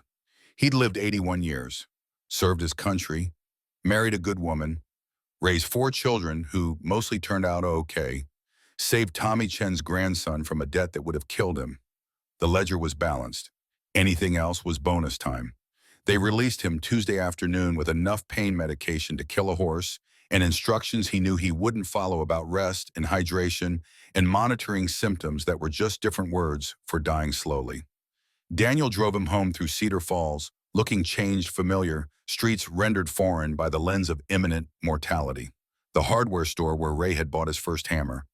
The bank where he'd withdrawn his life savings 2 days ago. Crystal's diner where everything had started and somehow ended in the space of 72 hours. The house felt different too. No longer a place he lived, but a place he was leaving. Daniel helped him inside, got him settled on the couch, made tea Ray didn't want. They sat in silence for a while, father and son running out of time and words simultaneously. Sarah arrived an hour later with groceries and determination to cook meals Ray wouldn't eat. She bustled around the kitchen with the aggressive competence of someone who'd decided that if she just acted normal, reality might take the hint and follow suit. Daniel watched her with the weary recognition of someone who'd seen this particular grief response before, and knew it didn't help but couldn't be argued with. Ray dozed on the couch while his children moved through his house, making domesticity noises that felt like a stage play about normal family life. He woke to find them both sitting nearby Sarah on the armchair and Daniel on the floor with his back against the wall, both watching him with identical expressions of helpless sorrow. "We should talk," Ray said, his voice rougher than he'd expected. Sarah wiped her eyes. "About what? About what happens next? About arrangements? About the things people discuss when they're teens and everyone's pretending they're not." "Dad," Sarah's voice broke. "Honey, I'm dying. We all know it. Pretending otherwise just wastes time I don't have to waste. So let's talk about it like adults." Daniel shifted position. "What do you want, Pop, for the funeral? For after? Keep it simple. Military honors if the Marines still do that for Korean War veterans. Bury me next to your mother. No fuss, no big production, just family and whoever shows up from town." "Mike and Tom should be here." Sarah pulled out her phone. "They're flying in tomorrow. They wanted to come today, but tomorrow's fine." Ray closed his eyes. "Gives me time to prepare what I want to say." "What do you want to say? That I'm sorry I wasn't a better father. That I'm proud of all of you. That your mother was the best thing that ever happened to me, and I wasted too many years after she died just existing instead of living. The usual regrets dying people have when they realize time's up." "You were a good father," Daniel said quietly. "I was an adequate father who did his best and still screwed up plenty. Let's not rewrite history just because I'm dying." Sarah made a sound between laugh and sob. "You're such an asshole sometimes. Learn from the best. Mom was a saint. I meant my drill sergeant." That got weak smiles. They sat together in afternoon light that felt precious because everything felt precious now that Ray's internal clock was counting down in days instead of decades. Outside, Cedar Falls continued its Tuesday routine, unaware and unconcerned that Raymond Sullivan's story was entering final chapters. The doorbell rang. Daniel stood to answer it, returning a moment later, with Tyler Brennan looking cleaned up and terrified. The kid stood in the doorway like he wasn't sure he had permission to enter, his hands shaking slightly from withdrawal that was still working through his system. "Mr. Sullivan, Tyler's voice cracked. "I heard you were in the hospital. I wanted to check if you were okay." "Still alive." "Barely, but alive." Tyler stepped further into the room, his eyes taking in Ray on the couch with blankets and medication bottles and the general appearance of someone who'd started the process of checking out. "It's my fault. The stress of paying my debt, it made you sick. I was already sick. You just accelerated the timeline. Don't flatter yourself. I'm so sorry. For everything, for hitting you, for causing all this. For Tyler." Ray's voice cut through the spiral. "You apologized. I accepted. We're done with that. What I need to know is whether you're keeping your promises. Rehab starts tomorrow. Billings VA facility. 90 days I'm going. I swear I'm going." "Good. Daniel will drive you. Brotherhood will check on you. When you get out, you've got a job waiting. But Tyler, this is your last chance. You understand that I understand." Tyler wiped his face. "I won't let you down. I won't let my grandfather down. Your grandfather would be proud. You're trying. That's all any of us can do. Try." Tyler nodded, looked like he wanted to say more, settled for "thank you. For everything, for saving my life. Thank your grandfather. He's the one who saved mine first." After Tyler left, Sarah made dinner that Ray picked at while his children watched with the careful attention of people cataloging moments they'd want to remember later. They talked about nothing important, whether Sarah's students, Daniel's construction projects, The kind of conversational filler that let everyone pretend this was normal evening instead of what it actually was dress rehearsal for goodbye. Mike and Tom arrived Wednesday afternoon. Ray's other children carrying their own versions of grief and guilt and the complicated emotions that come from relationships that were fine but never quite deep. They'd lived their own lives in other states, called on holidays, visited occasionally, maintained the fiction that geographic distance didn't equal emotional distance. Now, facing their father's imminent death, they were confronted with the reality that you can't make up for decades of casual neglect in a handful of days. Ray gathered all four children in the living room Wednesday evening, positioned himself in his armchair like a dying king preparing final pronouncements. They sat around him in various states of emotional distress, waiting for wisdom or absolution or whatever dying fathers were supposed to provide. "I'm not good at this," Ray started, the big speech thing. "Your mother was better with words, but I need to say some things before I run out of time to say them." Four faces watched him, identical in their grief, if nothing else. "I wasn't always a good father. I was hard on you. Expected too much sometimes. Showed affection like it cost money I didn't have. Made you feel like love had to be earned instead of just given. That was wrong. That was me bringing the military home and forgetting that children aren't soldiers who need discipline. They're just kids who need to know they're loved." Sarah was crying. Mike looked at the floor. Tom wiped his eyes. Daniel's jaw was tight. "But I want you to know that every harsh word, every impossible expectation, every time I pushed too hard or held back too much, it came from love. Messed up love, maybe. Love filtered through my own damage and fear, and the particular kind of emotional constipation that men of my generation wear like armor. But love, nonetheless." He paused, gathering strength. "Mike, Tom, I'm sorry I wasn't around more when you were growing up. Working two jobs meant missing your games and recitals and the small moments that mattered. I thought providing was the same as parenting. I was wrong." Mike's voice came out thick. "You did what you had to do, Dad. Maybe. But I wish I'd done more than just what I had to do. I wish I'd done what you deserved. To Sarah, honey, you got stuck being the emotional center of this family after your mother died. That wasn't fair. You were just a kid, and I made you the mediator, the peacekeeper, the one who held everyone together because I couldn't. I'm sorry for that burden." Sarah couldn't speak, just shook her head while tears fell. "To Daniel's son, I've already said my piece to you, but I'll say it again in front of your siblings. I was wrong about the Army, wrong about the motorcycle club, wrong about judging your choices instead of trusting you to make them. You're a better man than I ever was. I see that now. I should have seen it 10 years ago." Daniel's voice was barely audible. "Thanks, Pop." Ray looked at all four of them. "Your mother was the best thing I ever did. You four are the second best. Everything else is just noise. When I'm gone, take care of each other. Don't wait 10 years to heal the wounds like I did with Daniel. Don't let pride or stubbornness or geographical distance turn you into strangers. Life's too short. I'm learning that the hard way." The room held that for a moment, weighted with finality. Then Ray added, "Also, I want to be cremated, not buried. Changed my mind about that. Scatter my ashes on Pork Chop Hill, if you can manage it. If not, somewhere in Montana with a view. I've spent enough time in boxes." Sarah laughed through tears. "You just said you wanted to be buried next to Mom." "Changed my mind. Dying man's privilege." The evening dissolved into the kind of chaotic family gathering that Ray had avoided for years. Too many people in too small a space. Conversations overlapping, laughter mixed with tears, the messiness of human connection that he'd always found uncomfortable. But tonight it felt right. Tonight it felt like the way things were supposed to be before death came to collect. Thursday brought Sheriff Braddock to the House official business, mixed with personal concern. He sat across from Ray in the living room, hat in hands, looking uncomfortable. "Ray, I need your statement about Monday. What happened at the diner?" "For the record, Victor Reyes came to collect a debt. I paid it. He left. That's all. $22,000 to a known drug dealer. Ray, that's between me and my bank account. No laws broken. Money was mine to spend however I wanted." Braddock sighed. "You're not making this easy. Tom, I'm dying. I don't have energy to make anything easy. Victor got his money. Tyler's going to rehab. Everybody walks away. That's a better outcome than most situations involving meth addicts and cartel dealers. I suppose it is. Braddock put his hat back on.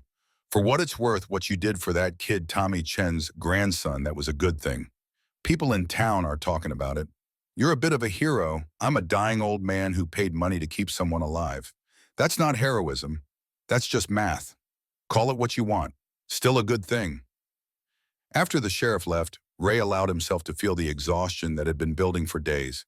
His body was shutting down in increments, systems failing in order of importance, pain becoming the background noise of existence.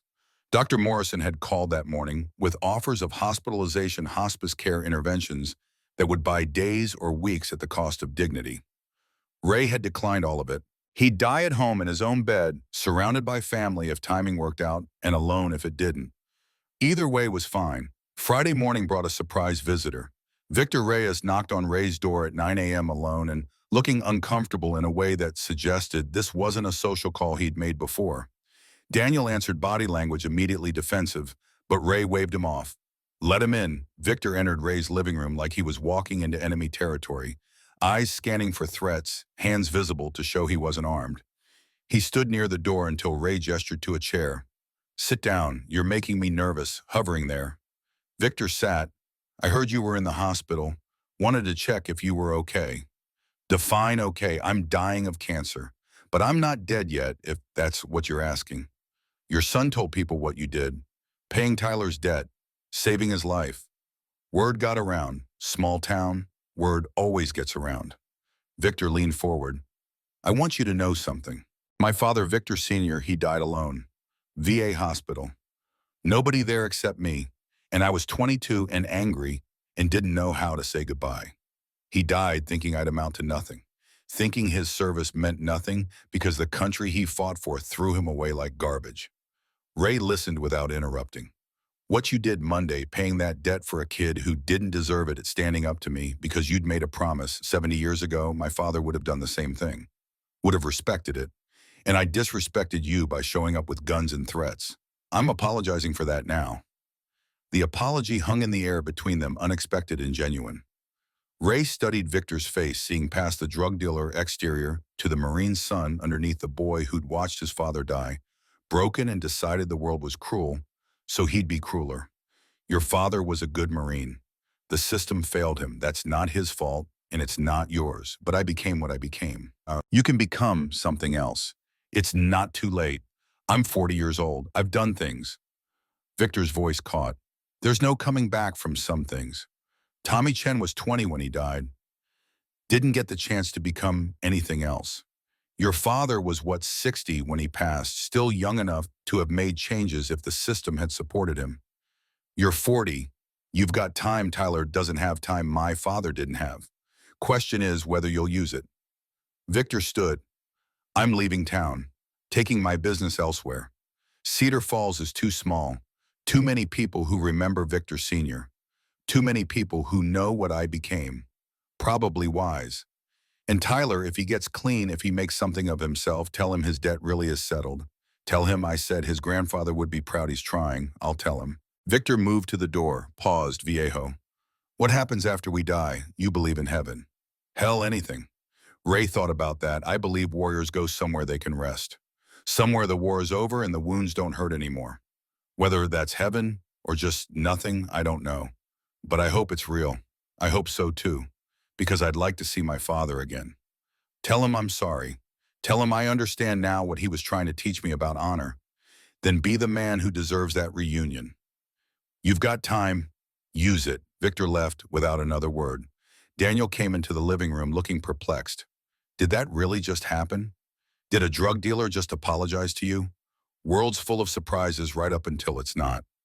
The weekend passed in a blur of visitors and phone calls, and Ray's body steadily surrendering to the cancer that had finally grown impatient with his stubborn refusal to die on schedule. Saturday brought Betty and Linda from the diner with food and stories about how the town was talking about Ray's showdown with Victor, how he'd become a legend in his own time, how people were saying Raymond Sullivan had reminded Cedar Falls what real courage looked like.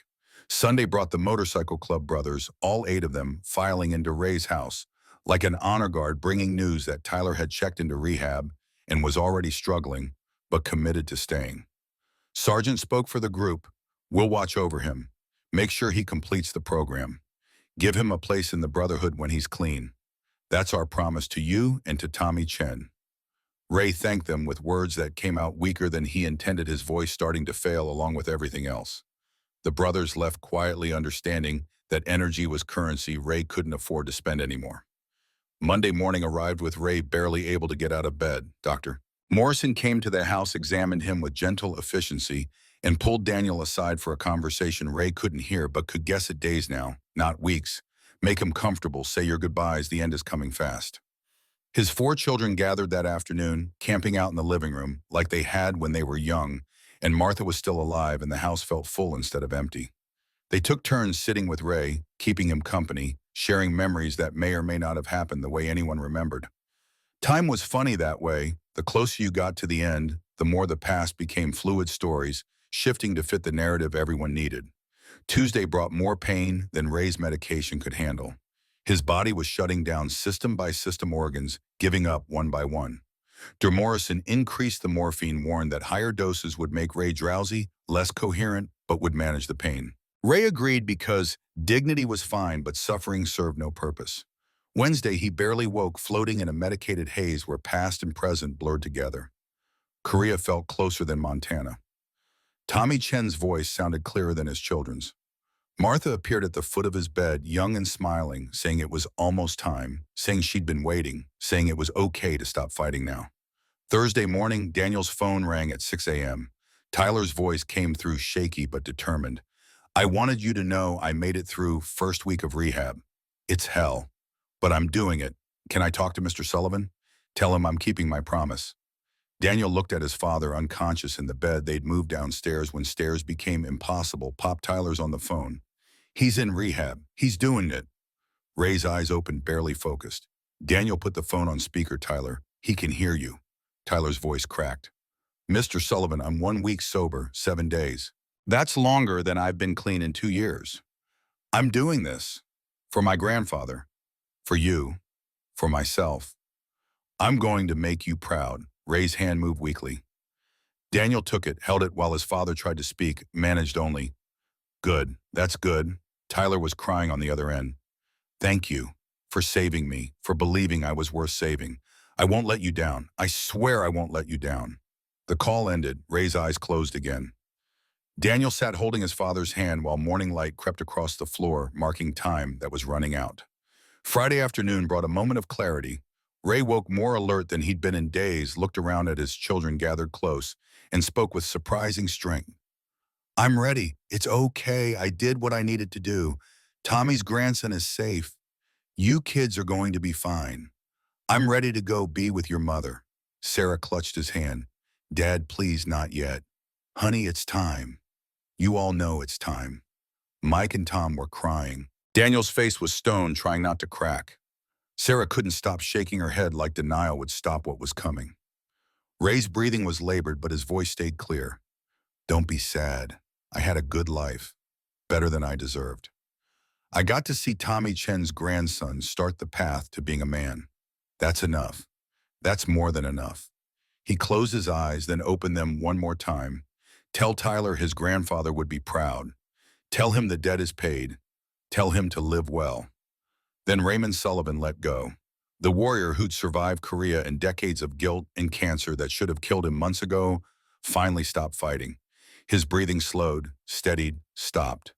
The monitors they'd placed beeped their alarm.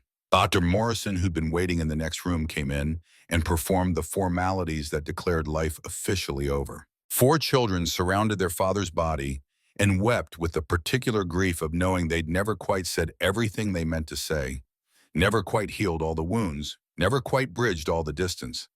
But they'd tried, and Ray had tried, and in the end, trying was all anyone could do. The funeral was held the following Tuesday at Cedar Falls Veterans Cemetery on a hill overlooking the valley. The Marine Honor Guard presented the flag with military precision. A bugler played taps while October Wind carried the notes across gravestones. Sheriff Braddock and Betty and Linda and half the town showed up to pay respects to a man who'd reminded them what courage looked like when age and death tried to make it irrelevant.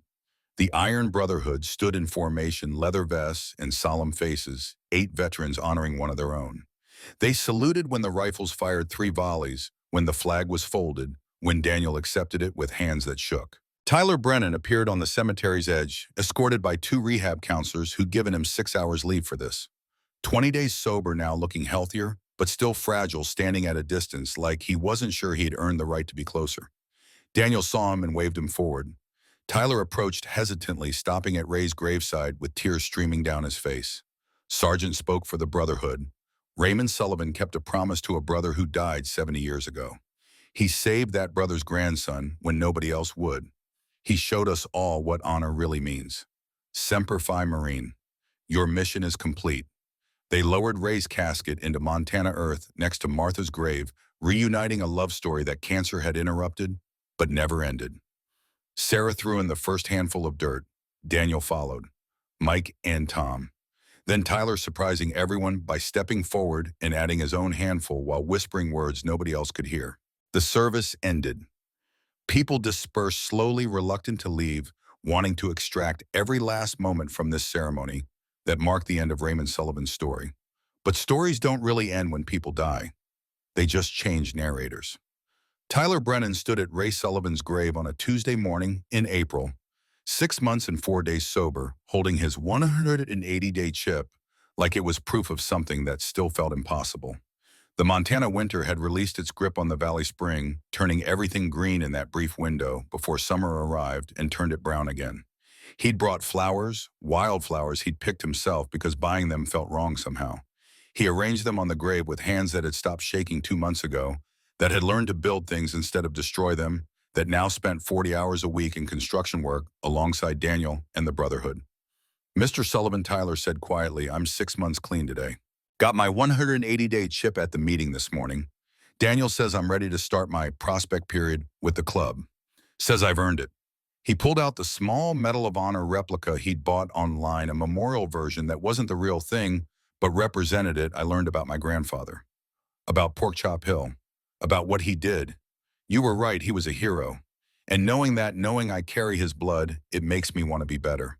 The wind moved through cemetery trees carrying bird songs and the smell of grass and the feeling of life continuing regardless of who stayed or went. I'm working with other vets now. One struggling with addiction, using what I learned in rehab to help them. Daniel says that's how we honor the people who saved us, by saving others. So that's what I'm doing. Tyler traced Ray's name carved in granite. You saved my life when you didn't have to, when I didn't deserve it. I'll spend the rest of my life trying to be worthy of that. Trying to be the man my grandfather was. The man you were. He stood, saluted the grave the way he'd seen the Brotherhood salute, turned to leave and found Daniel waiting by the truck. His sponsor, now his boss, his friend, the son of the man who'd given Tyler a second chance when first chances had long since been exhausted. They drove back to Cedar Falls in comfortable silence, past the mountains that had witnessed Ray Sullivan's 81 years, past Crystal's Diner, where everything had started, past the clubhouse, where Tyler was learning what brotherhood meant from men who understood that warriors protect even when wounded, even when dying, even when the world insists protection is pointless.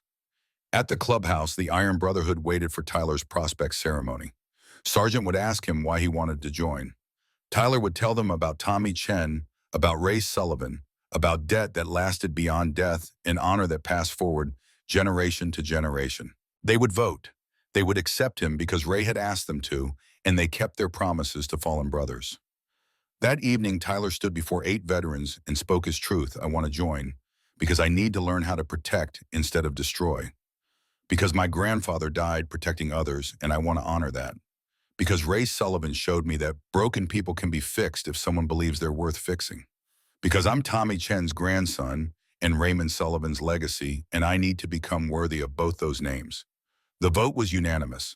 Tyler became a prospect given a plain vest without patches, yet told he had a year to prove himself, to show he understood what brotherhood meant, to demonstrate that sobriety wasn't just a phase but a permanent state. He accepted those terms with the understanding that second chances came with responsibilities, that being saved meant saving others, that the debt Ray had paid forward was now Tyler's to continue. Months turned to years. Tyler stayed sober, earned his patches, became full brotherhood member. Started speaking at VA meetings about addiction and recovery, and how an 81-year-old Korean War veteran had saved his life by paying a debt to a man who'd been dead for 70 years. His story spread. Other veterans reached out. Tyler helped where he could save some lost others. Learned that trying mattered even when results disappointed. He met a woman at an AA meeting, someone who understood addiction from inside, who'd fought her own demons and won. They dated carefully, married quietly, had a son they named Raymond. Thomas Brennan Ray, for the man who'd saved Tyler's life. Thomas for the grandfather Tyler never met but carried with him always. When Raymond Thomas was old enough to understand, Tyler told him the story about Tommy Chen throwing himself on a grenade, about Ray Sullivan keeping a promise for 70 years, about how honor worked like compound interest growing across generations until it became something bigger than any individual life. The boy listened and asked, "So we have to protect people even when it's hard?" "Especially when it's hard. That's what makes it matter." Daniel Sullivan stood at his father's grave on the anniversary of his death. 52 turned 62, gray threading through hair that used to be black body, showing wear from 6 decades of hard living, but spirit still intact. Sarah stood beside him, 59 now, recently retired from teaching grandmother to 6 children who carried Ray's blood into futures he'd never see. The cemetery had grown new graves marking new losses, but Ray's spot on the hill remained pristine. Tyler came every week to maintain it, bringing flowers, pulling weeds, keeping the warrior's resting place worthy of the man who'd occupied it. Sarah spoke first. "I miss him. Still, every day. Me too." Daniel's voice was rough. "But I see him in Tyler, in the brotherhood, in every veteran we helped through the program." Pop's mission continues. "Do you think he knows wherever he is, if there's any justice, he's with Mom and Tommy?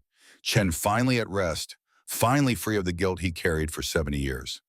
That's what I choose to believe anyway."